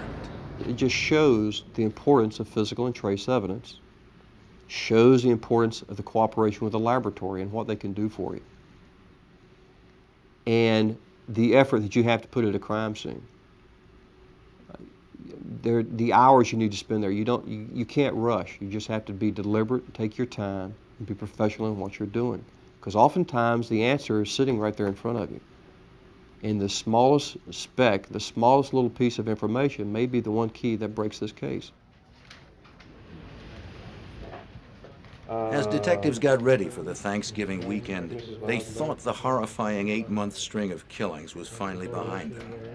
They packed up the boxes of evidence and hoped some semblance of normalcy would finally return. But even then, a quiet holiday seemed to evade them. On Thanksgiving Thursday, a couple out walking found a skull, bones, and some clothes, as well as 3 pieces of rope, including a leash-type ligature. But what he really enjoyed was the pain, the torture, and the torment, and the control he exercised over these victims. You can see that in the early crime scenes with the leader, the leash-like attached to their neck, where he choked them out of consciousness. Then the victim wakes up, and he's still there astride her, raping her, torturing her. That's where Mr. Long got his enjoyment, his kicks. Killing, just eliminate a witness. He could do that without any compunction, without any trouble at all. When a forensic dentist linked the body to a missing persons report, Long confessed. The victim was Artisan Wick, an 18-year-old bride-to-be who had vanished from a northeast Tampa street corner on March 28th. She had been missing for 8 months. Ironically, Wick was the first victim taken, though the last one found. She brought the known death toll to 10, but Terry has always believed there were more. I'm confident he's killed other women, other people. Are we going to find those bodies or discover those other cases? I don't know that we ever will. Bobby Joe Long was never convicted in the classified ad rapes, in part because the statute of limitations had expired by the time he was caught. He did receive 6 life sentences and 693 years for attacks on women in 1984 and 85. For the Hillsborough murders and the rape of Lisa McVeigh, Long received 33 life sentences. He was sentenced to death for the killings of Virginia Johnson and Michelle Sims. After sentencing, Long left the courthouse whistling a tune. Mr. Long is a killing machine. He became very proficient at what he was doing, very skillful at it. And if Mr. Long ever sees the light of day, all you're going to have to do is follow the trail of his other bodies, of his other victims, because he will kill again. He enjoyed it. Long remains on Florida's death row, with no date set for his execution. For 30 years, Vincent Gigante wandered the streets of New York's Greenwich Village, dressed in a tattered bathrobe and babbling endlessly to himself. To the FBI, he was believed to be the boss of New York's most powerful mafia organization, the Genovese crime family. Was Gigante crazy, or was his behavior a shrewd attempt to disguise his position as a ruthless mafia boss? That question would take years to answer.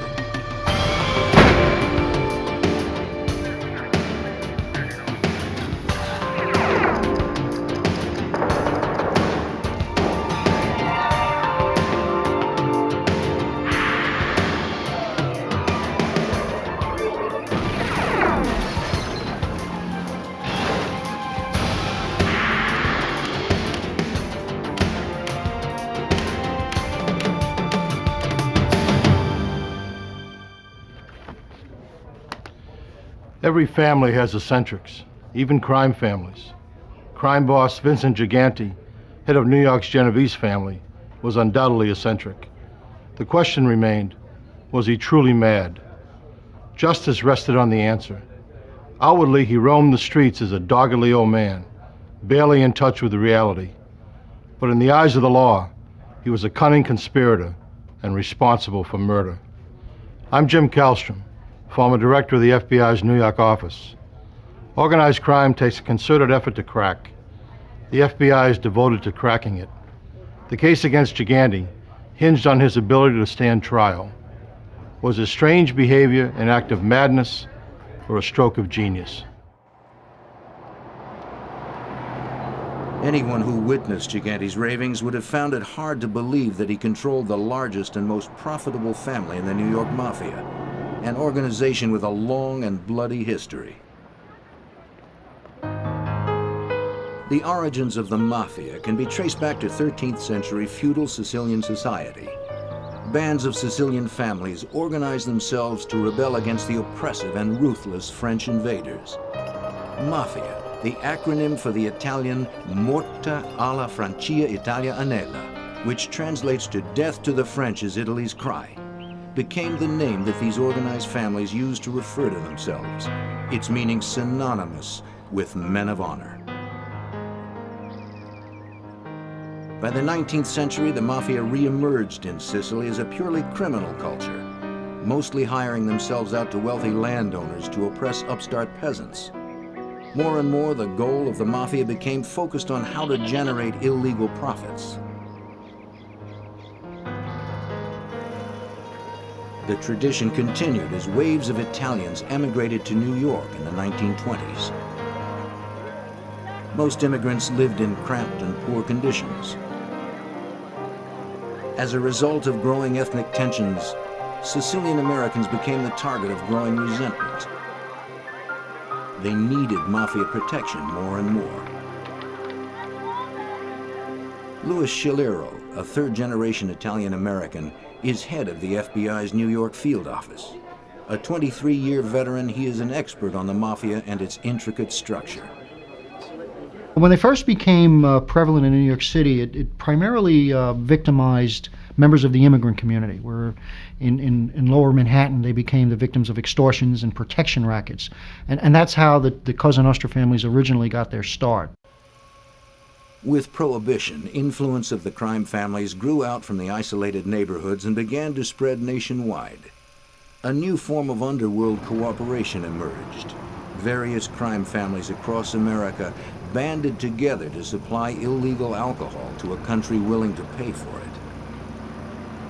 And I think that probably more than anything gave the Italian gangs, the Italian Cosa Nostra families, a foothold in American society, not only from an organizational standpoint, but certainly from a financial base. Since Prohibition, certainly they then expanded into other areas. Operating outside the law meant the Mafia had to police itself. For an organization animated by self-interest and greed, there would always be conflict and opposition. An elite group of killers were organized to enforce Mafia rules, thereby ensuring its survival. This group of mob enforcers came to be known as Murder, Inc. By the early 1940s, Murder, Inc. would be responsible for hundreds of mob-related murders nationwide. The powerful New York bosses during the Mafia's early years, Lucky Luciano and Frank Costello, set up a ruling body for the Mafia, responsible for delegating territories and duties among the various gangs nationwide. Home for America's 5 largest families, New York remained the center of the Mafia's expanding foothold in America. It remains so to this day. The 5 New York families consist currently of the Gambino family, the Bonanno, the Lucchese, the Colombo, and the Genovese family. Each of those families are also members of the Commission and also have their base in New York City. The Commission, composed of the bosses of the 5 New York families, acts as a criminal board of directors, settling disputes between families and making major decisions on Mafia business.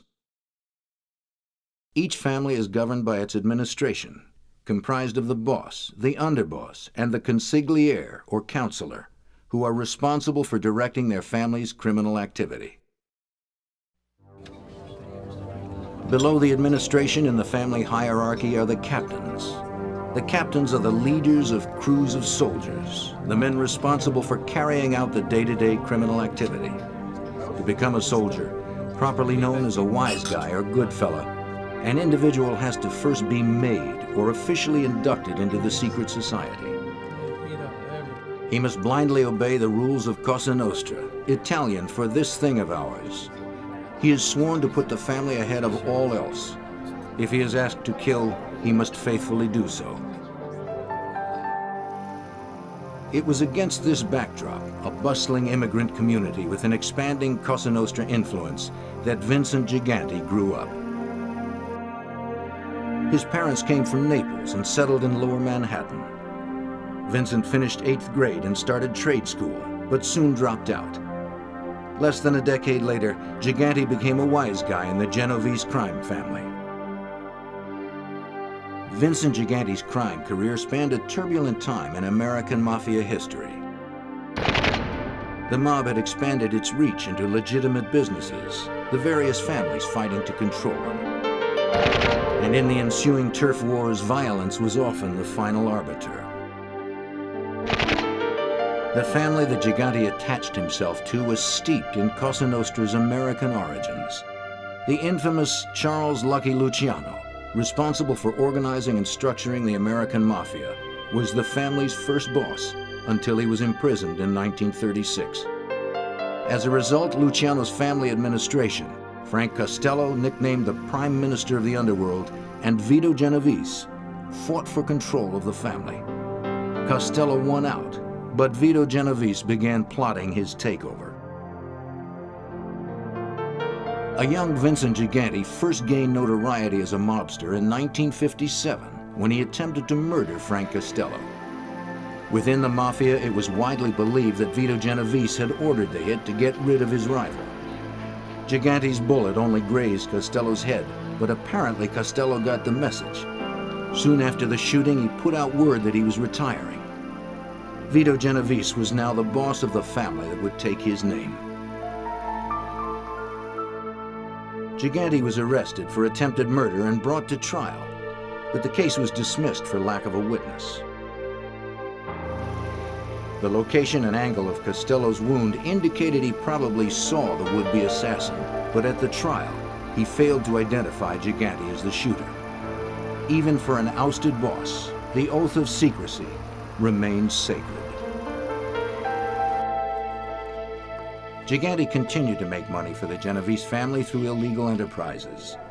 2 years after the failed assassination attempt, he was arrested and convicted of narcotics violations.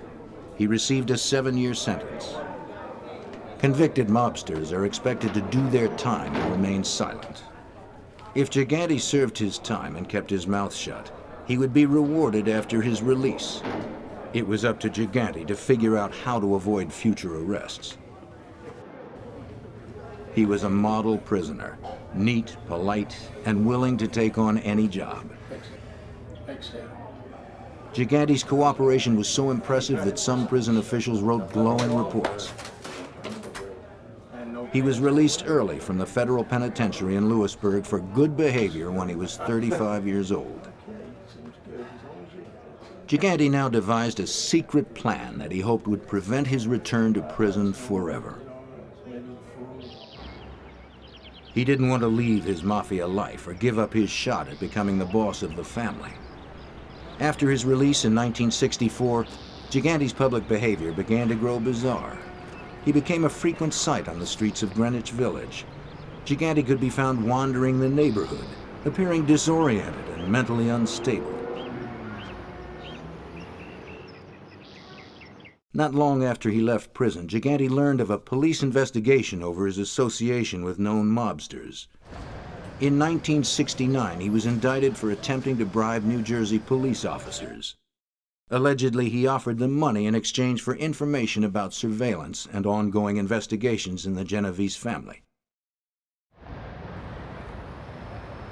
Now, at almost 40 years old, he returned to his mental disability as a foil and checked himself into a psychiatric hospital for the first time. To support his story, Gigante and his relatives began to revise his medical history.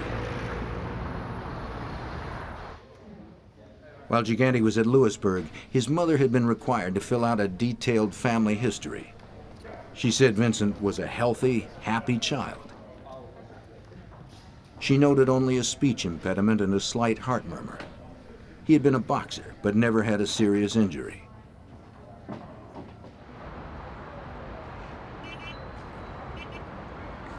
By the time of the 1969 indictment, however, Gigante's lawyers claimed he was not competent to stand trial.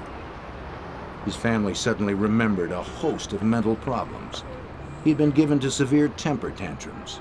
He had a phobia for the dark. He had been truant from school. He was at one time obese and had learning problems. The incompetency argument worked. Gigante never stood trial for the 1969 bribery charges. That same year, Gigante's boss, Vito Genovese, died of heart failure while serving a prison sentence for narcotics trafficking. In the decade that followed, the Genovese family was so secretive that for law enforcement, it was difficult to tell exactly who the boss was. Even had the FBI been able to identify the Genovese family leadership, making a case against them was another story. Witnesses were hard to come by. Mobsters who violated the sacred oath faced certain death. The best the FBI could do was to go after individual crimes. There were no laws that focused on bringing down the entire criminal family. As Gigante was moving up in the family, the federal government was about to make the FBI's job a little easier. In 1970, Congress passed the Racketeer Influences and Corrupt Organization Act, better known as the Rico laws. What the racketeering law allowed us to do was to look at the family as a criminal enterprise and to attack the family as a criminal act. That became much more effective if you look back from the mid-70s to the 80s in terms of actually indicting the entire family and the entire hierarchy of that family. The Rico laws require that the government prove that Mafia families are essentially criminal enterprises. They must show that the crimes committed by the boss and members of his family are committed to either expand the criminal enterprise or to increase a family member's position within that enterprise. To successfully bring down a family, the government has to prove that any one of several criminal acts, ranging from racketeering and extortion to murder, has been committed. By 1979, now armed with federal legislation aimed directly at organized crime, the FBI had devoted teams to exclusively focus investigations on the 5 major families. The FBI's Genovese squad finally learned that Vincent Gigante was on a fast track with the family. Special Agent Richard Rudolph had been assigned to investigate the Genovese crime family. Through informants and other law enforcement agencies were exchanging information, we became aware that Mr. Gigante was an individual with much respect in the Genovese crime family and operated out of an area in lower Manhattan. Because he was an up-and-coming person with a lot of respect within the family, we began to do some surveillances of Mr. Gigante. With the FBI continuing to build its arsenal against organized crime, Gigante's cat and mouse game intensified. He stepped up his public show of mental disorder. In the late 70s and into the 80s, he was admitted 5 more times for psychiatric treatment. The FBI continued to keep tabs on Gigante. Agents learned that he frequented the Triangle Social Club, a gathering place for Genovese crime figures. He could be found there almost on a daily basis. He lived in the neighborhood. He was an individual that could be found there in the late afternoons and into the early hours of the morning, and people would come to see him as opposed to him going to see other people. Though Gigante's association in the Genovese family seemed certain to investigators, Gigante's family and doctors continuously told investigators that he led a very narrow existence.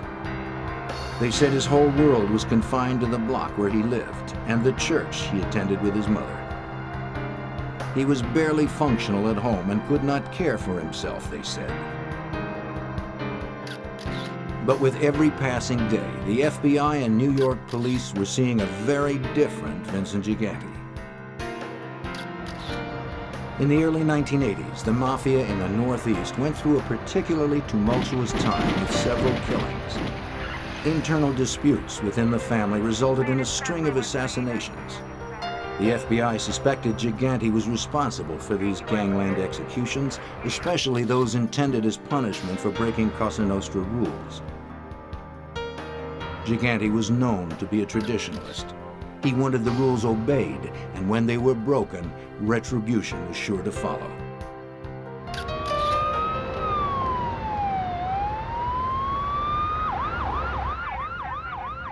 It started with the murder of Philadelphia crime boss Angelo Bruno.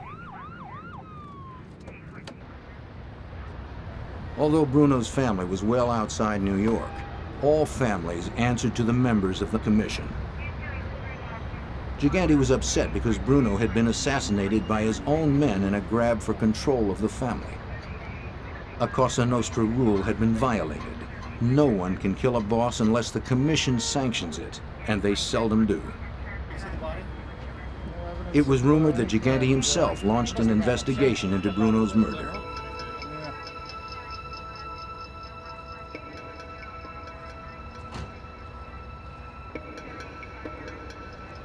Retribution was swift.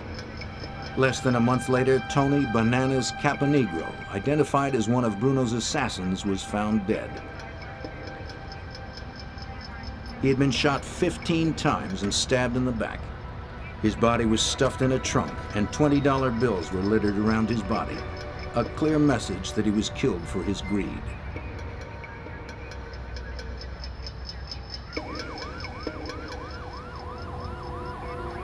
On the same day, another body was discovered. This time it was Fred Salerno, dead of gunshot wounds, dumped in a vacant lot. He too had allegedly participated in Bruno's murder.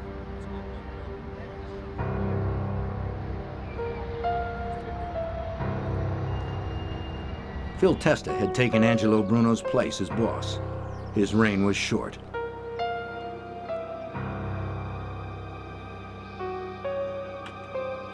Almost a year after Bruno's execution, Testa was blown up entering his own home.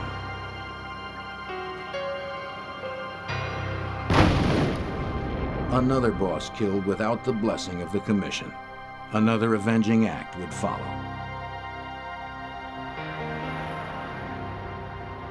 Rocco Marinucci was next, found dead with fireworks stuffed in his mouth.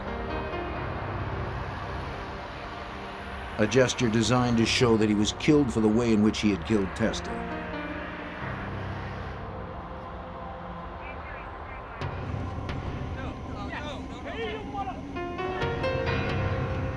If the Cosa Nostra was to flourish, all of its members had to comply with its rules. There were no exceptions. Gigante was believed to have ordered the murder of one of his own crime family members. Genovese soldier Jerry Papa had murdered 2 Colombo family members without permission. As punishment for his unsanctioned act, he was brutally shot and killed by members of his own criminal family. Had Gigante become the enforcer for the Northeast Cosa Nostra? Informers within the mob told federal agents that all of these killings had been ordered by Gigante. But information given by admitted criminals is always a problem for potential juries. Criminals will say anything if their cooperation can be traded for a reduced prison sentence. The FBI needed more than the words of criminals looking for a deal. Gigante knew this, and he protected himself accordingly. It seemed that Gigante was now the boss. The FBI began a more focused surveillance effort on Gigante. They learned that the Genovese family had also infiltrated several of New York's major industries: the garment trade, trucking, garbage collection, airport cargo handling, and the city's seafood industry. Vincent Gigante was known on the streets as the Chin, an abbreviation of Cinzino, Little Vincent. Fearing FBI surveillance and wiretaps, family members were not allowed to speak his name. They were to refer to him with hand signals, touching their chins to communicate his nickname. Bringing down the Chin was going to take every bit of know-how that the FBI could muster. They were going to have to create their own luck. As a surveillance team member watched one day, a telling crack in the Chin's ruse appeared. The seemingly frail man was being helped across a busy street. When oncoming traffic threatened, he became suddenly animated, racing to safety. His helplessness somehow overtook him again on the other side.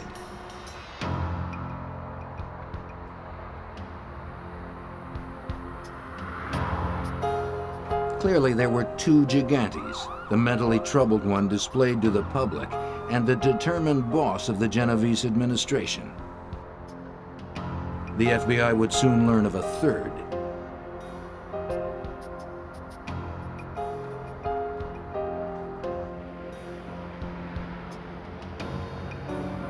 Gigante's ex-wife and their 5 children lived in New Jersey while he maintained a relationship with his long-standing companion, Olympia Esposito.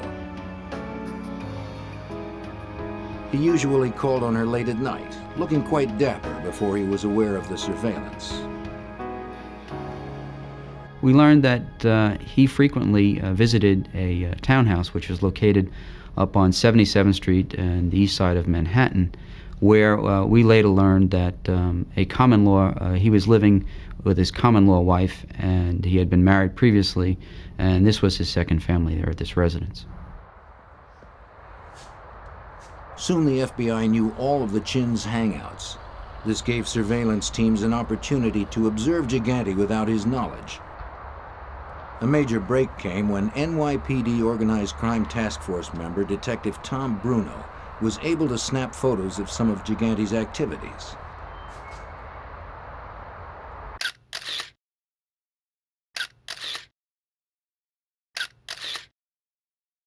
In 1984, I was assigned to a joint organized crime task force.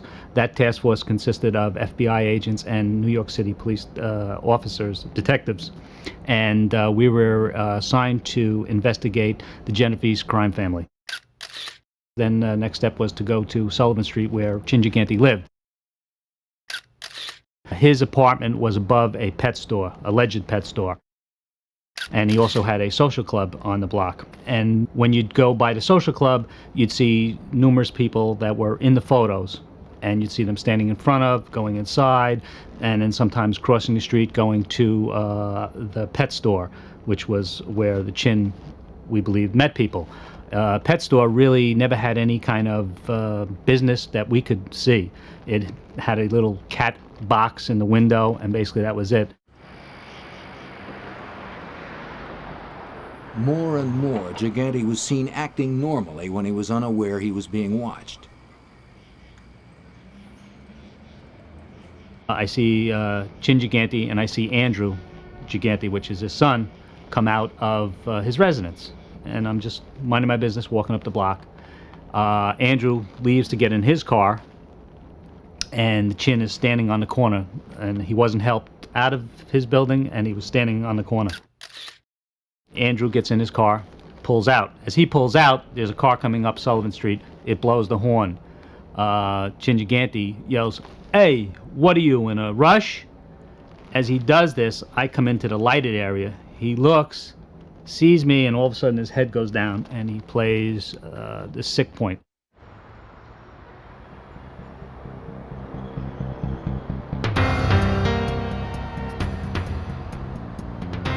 Another break followed Detective Bruno's surveillance successes. The FBI managed to rent an apartment close to the townhouse of Gigante's companion, Ms. Esposito. An agent would exit through a back door in the rented apartment building and position himself about 50 feet from Ms. Esposito's townhouse. From there, Miss Esposito and Gigante could be seen from time to time. An agent watched the couple for 4 months between midnight and 2 a.m. Assistant U.S. Attorney Andrew Weissman, who later would have to prove Gigante's competency to stand trial, was delighted with the agent's observations. And lo and behold, when he was inside in a place where he didn't think he was being observed, he did all of the normal things that any of us would do. Matter of fact, what was unusual about those surveillances was that there was nothing unusual about him. He was normal. He was talking to people. He was counting money. He never wore a shoddy bathrobe.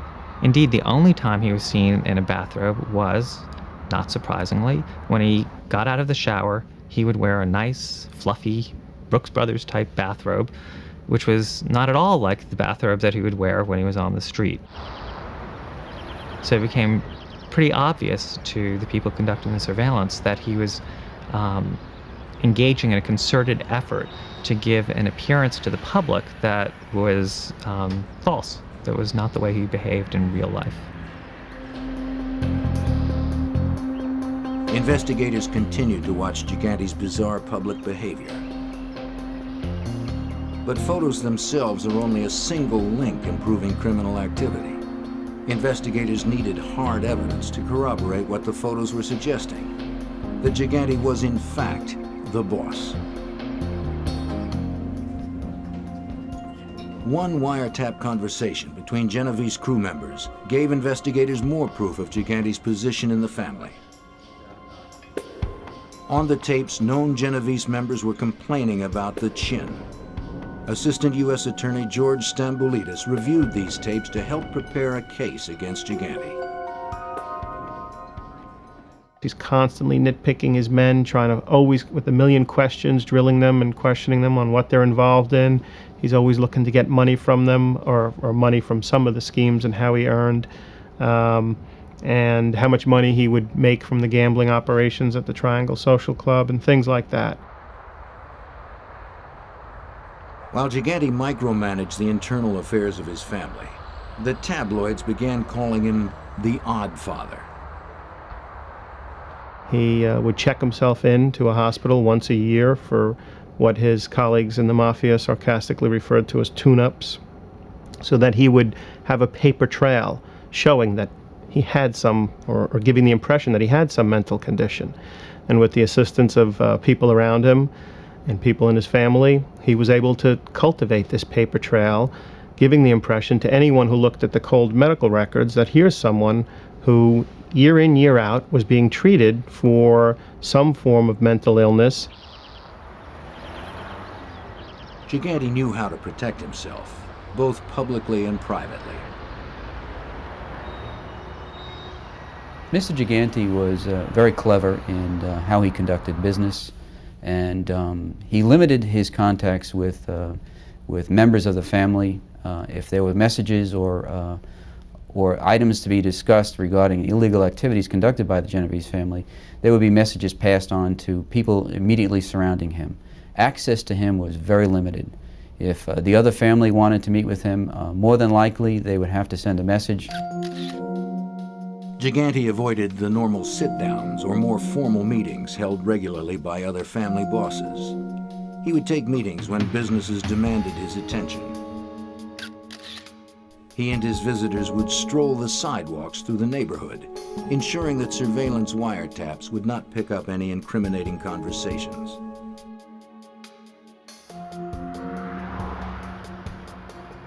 The always careful Gigante also suspected Ms. Esposito's phone was tapped, and it was. He never talked business on the phone. He would simply use a payphone or make arrangements to talk elsewhere.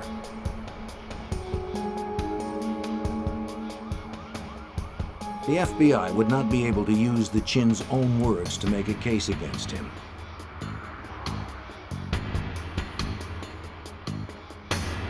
Other mobsters were not as smart. Sophisticated bugging operations were allowing the FBI to capture a multitude of other mob business on tape.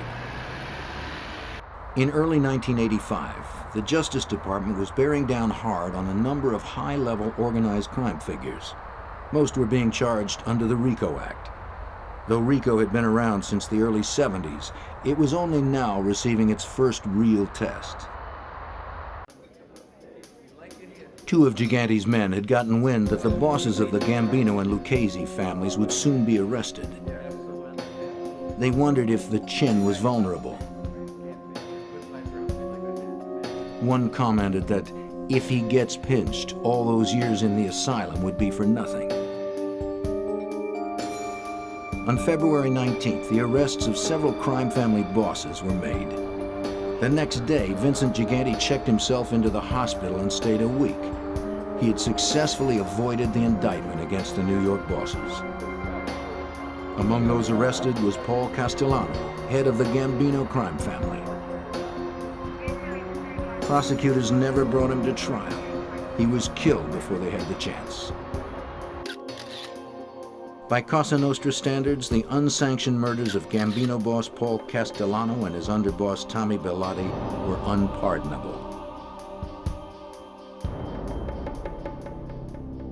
Although John Gotti, a captain in the Gambino family, acted shocked at Castellano's death, it was widely believed that he was responsible. Within 2 weeks of the murders, Gotti had publicly taken over as boss.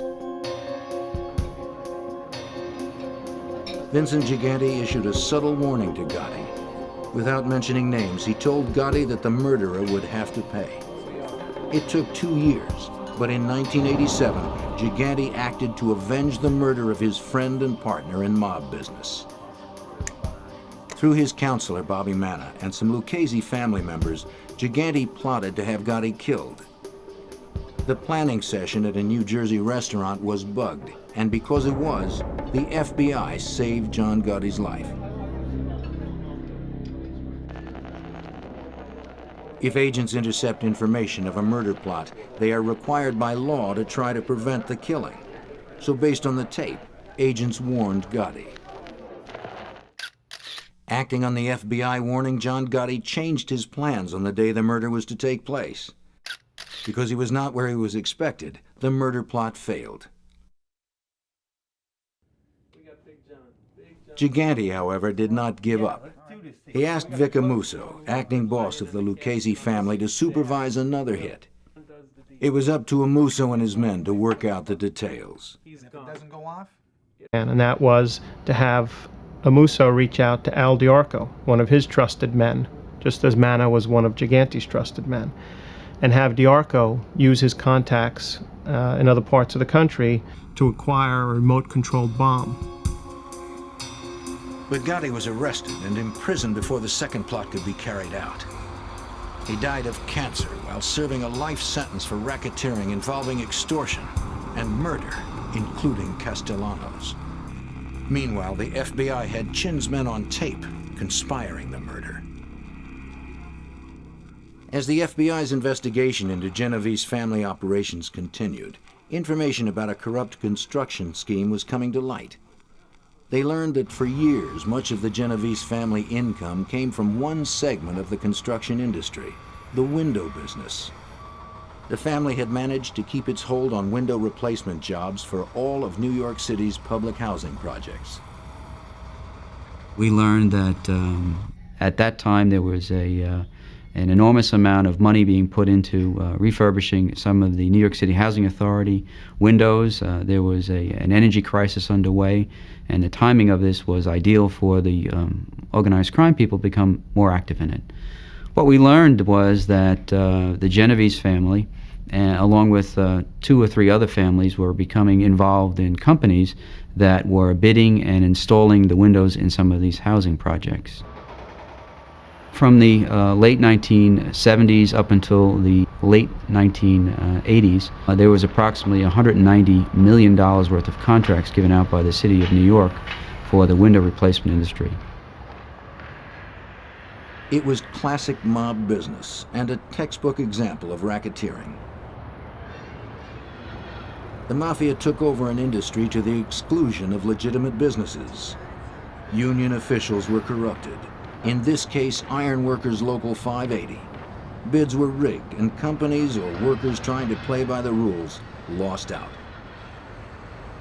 For years, the Lucchese and Genovese families operated their construction schemes autonomously. By the early 80s, they realized that a partnership would be much more profitable. By this time, the Lucchese family had a firm hold on Local 580, and the Genovese family had corrupted several contractors. They cooperated because it meant more business. By using the Local 580 as a tool, they were able to exclude several contractors from coming in and bidding on some of these projects, and in essence created a somewhat of a monopoly for themselves. On nearly all City Housing Authority work, and on much of the new construction for the city, The Genovese contractors and installers paid $2 a window. $1 went to the Lucchese family, 25 cents to the collector, and 75 cents to the boss for the family's role in handling the union. The other $1 went to the crooked union officials who looked the other way as jobs went to non-union workers. Refusal to cooperate often carried a penalty of violence. In the late 80s, a carpenters union delegate had both of his legs broken by Genovese men for refusing to cooperate, though he maintained that he was unable to get a good look at his attackers. And in 1992, a delegate from Local 580 was shot and killed coming out of his house on Long Island over a disagreement with his Cosa Nostra contracts.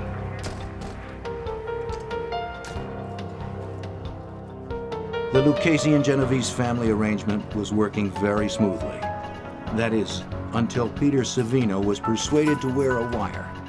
Savino was a Genovese soldier and point man for the window racket. We built a case on him, a murder case on him, and it was sufficiently compelling that he realized, like many of these people, that he didn't want to die in jail. So what did he do? He decided to cooperate.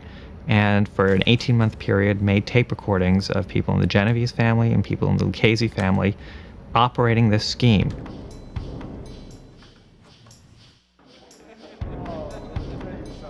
Vincent Gigante didn't realize Peter Savino was turning on him. He was happy with Savino's work and satisfied with the window scheme's progression.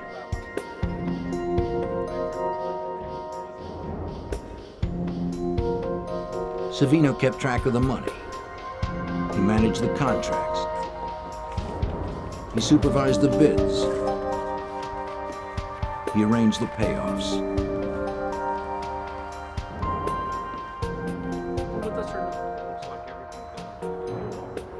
The boss was happy, but some Genovese family members began to suspect Savino. When bodies were found in the basement of a building he owned, Genovese members were surprised that he was never seriously investigated by law enforcement. As a result of that, people speculated, well, Savino wasn't arrested, yet these bodies were found in a building that's tied to him. Maybe he's cooperating, but nobody was really sure. Savino was a cash cow for Vincent Gigante. He was bringing in hundreds of thousands of dollars for the Genovese family every month. So when Gigante was told of Savino's betrayal, he chose not to believe it and initially refused to order him killed.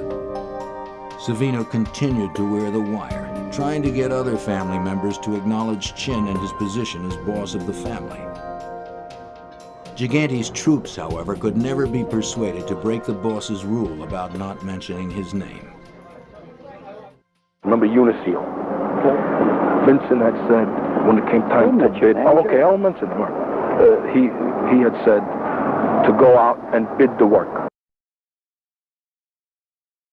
It was, don't mention that name. How can you talk like that? That was pretty damning proof. Even though it didn't give you a specific crime, it told you that this was a man to be feared. It was hardly somebody who was incompetent. Shortly thereafter, it came to Gigante's attention that Savino was in fact cooperating. Furious at this betrayal, Gigante ordered the murder of Peter Savino.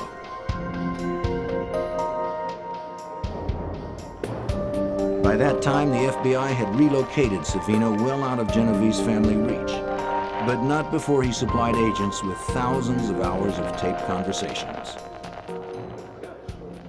Mr. Savino was also in a position to provide us with the historical aspects of how this scheme developed, his relationship with the leaders of both the Lucchese and Genovese crime family, and what their participation was in this thing. Mr. Savino also was able to tell us how the various members of all of these families interacted with Local 580, which was used, again, as the tool to make the scheme work.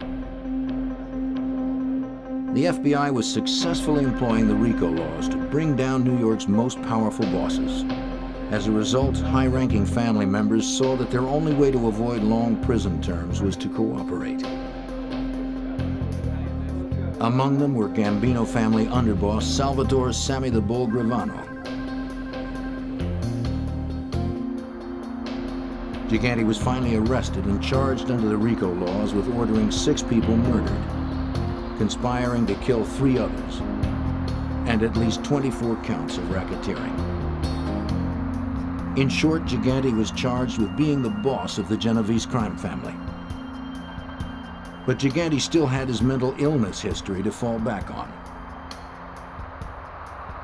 Mr. Gigante was indicted in May of 1990, and his second indictment was filed against him in June of 1993. The case against Mr. Gigante was unusual, that it spanned several years before it actually went to trial. He eventually went to trial in June of 1997. During that period of time, the issue that was before the courts was that whether he was competent to stand trial or not. That issue was finally resolved in 1996.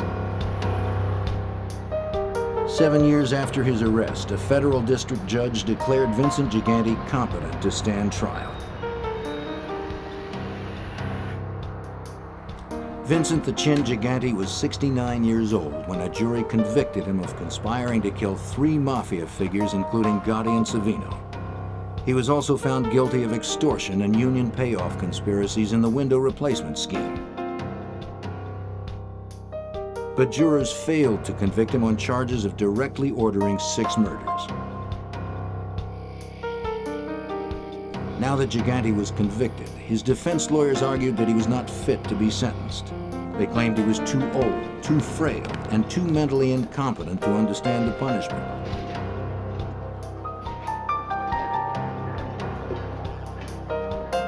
While awaiting sentencing, Gigante was confined to a prison hospital and examined by several doctors. Gigante was given several PET scans, a procedure that uses a radioactive tracer to measure brain chemistry. A 1991 scan, first read as normal, was later found to be too flawed to use in diagnosis. A 1993 scan did show some abnormalities. But at least one expert, Dr. Jonathan Brody, judged these abnormalities as not consistent with dementia. Dr. Brody is an attending psychiatrist at New York's Bellevue Hospital and a professor at New York University's School of Medicine. He also conducts research on schizophrenia. Mr. Gigante, at the time of the scan, was purportedly taking medication that affects the brain. And because it affects the brain, it affects brain chemistry, and brain chemistry is what a PET scan is all about. Gigante was taking an antipsychotic medication, and antidepressants, a low-potency tranquilizer, and sleeping pills. So Dr. Brody was skeptical about the PET scan, but had yet to examine the patient.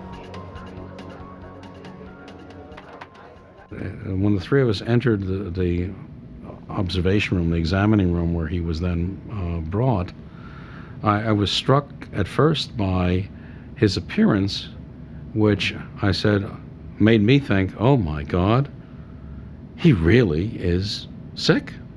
I've missed the boat. He's really very sick.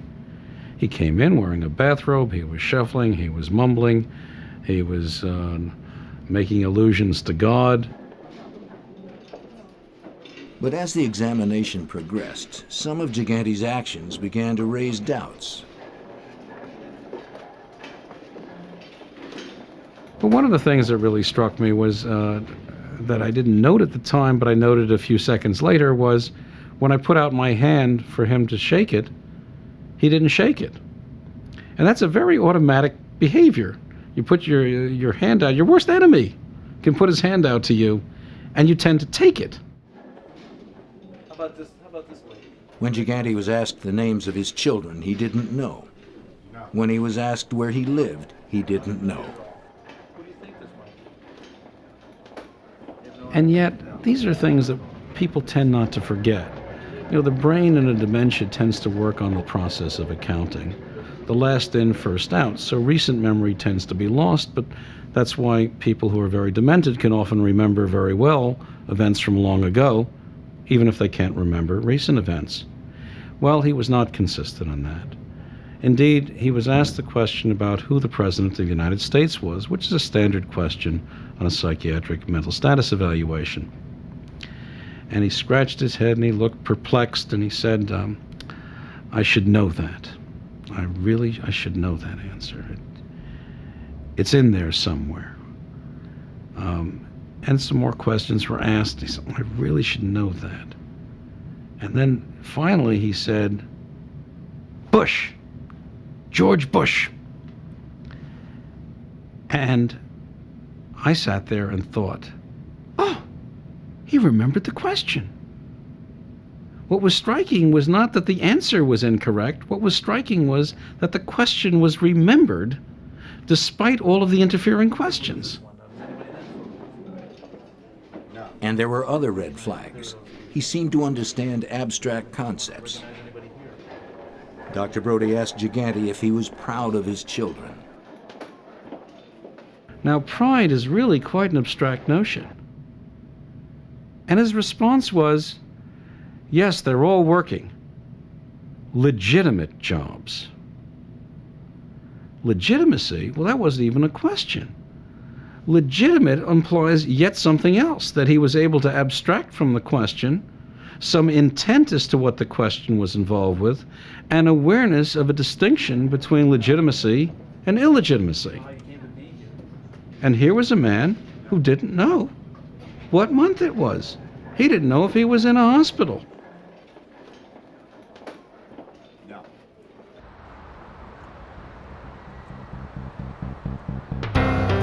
These and other inconsistencies contributed to Dr. Brody's conclusion that Gigante did not suffer from progressive dementia, vascular dementia, or schizophrenia.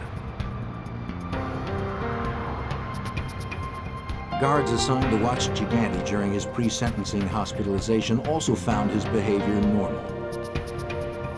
They testified that he was active around his prison hospital cell and polite to the hospital staff.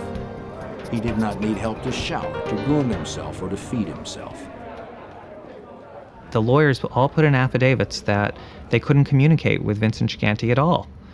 Well, when he was in jail, he managed to speak with the prison counselors. When you sort of talk to the sort of low-level people in jail who have to take care of inmates on a day-to-day basis, it turns out he knew exactly what had happened. He knew he had been on trial. He knew that Gravano had testified against him and didn't have very nice things to say about him. He knew that his sentencing was upcoming. He knew what the issue was before Judge Weinstein as to that he had to decide that he was competent to be sentenced.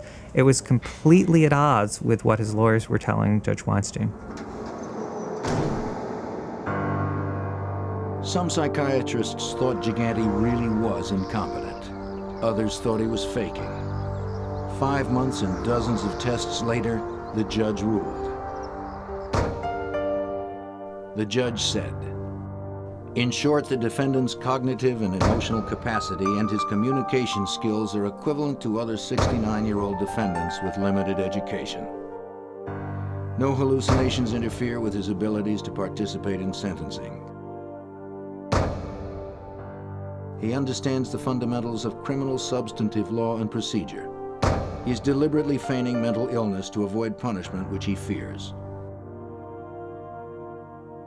Defendant is competent to be sentenced and to serve an appropriate term in prison.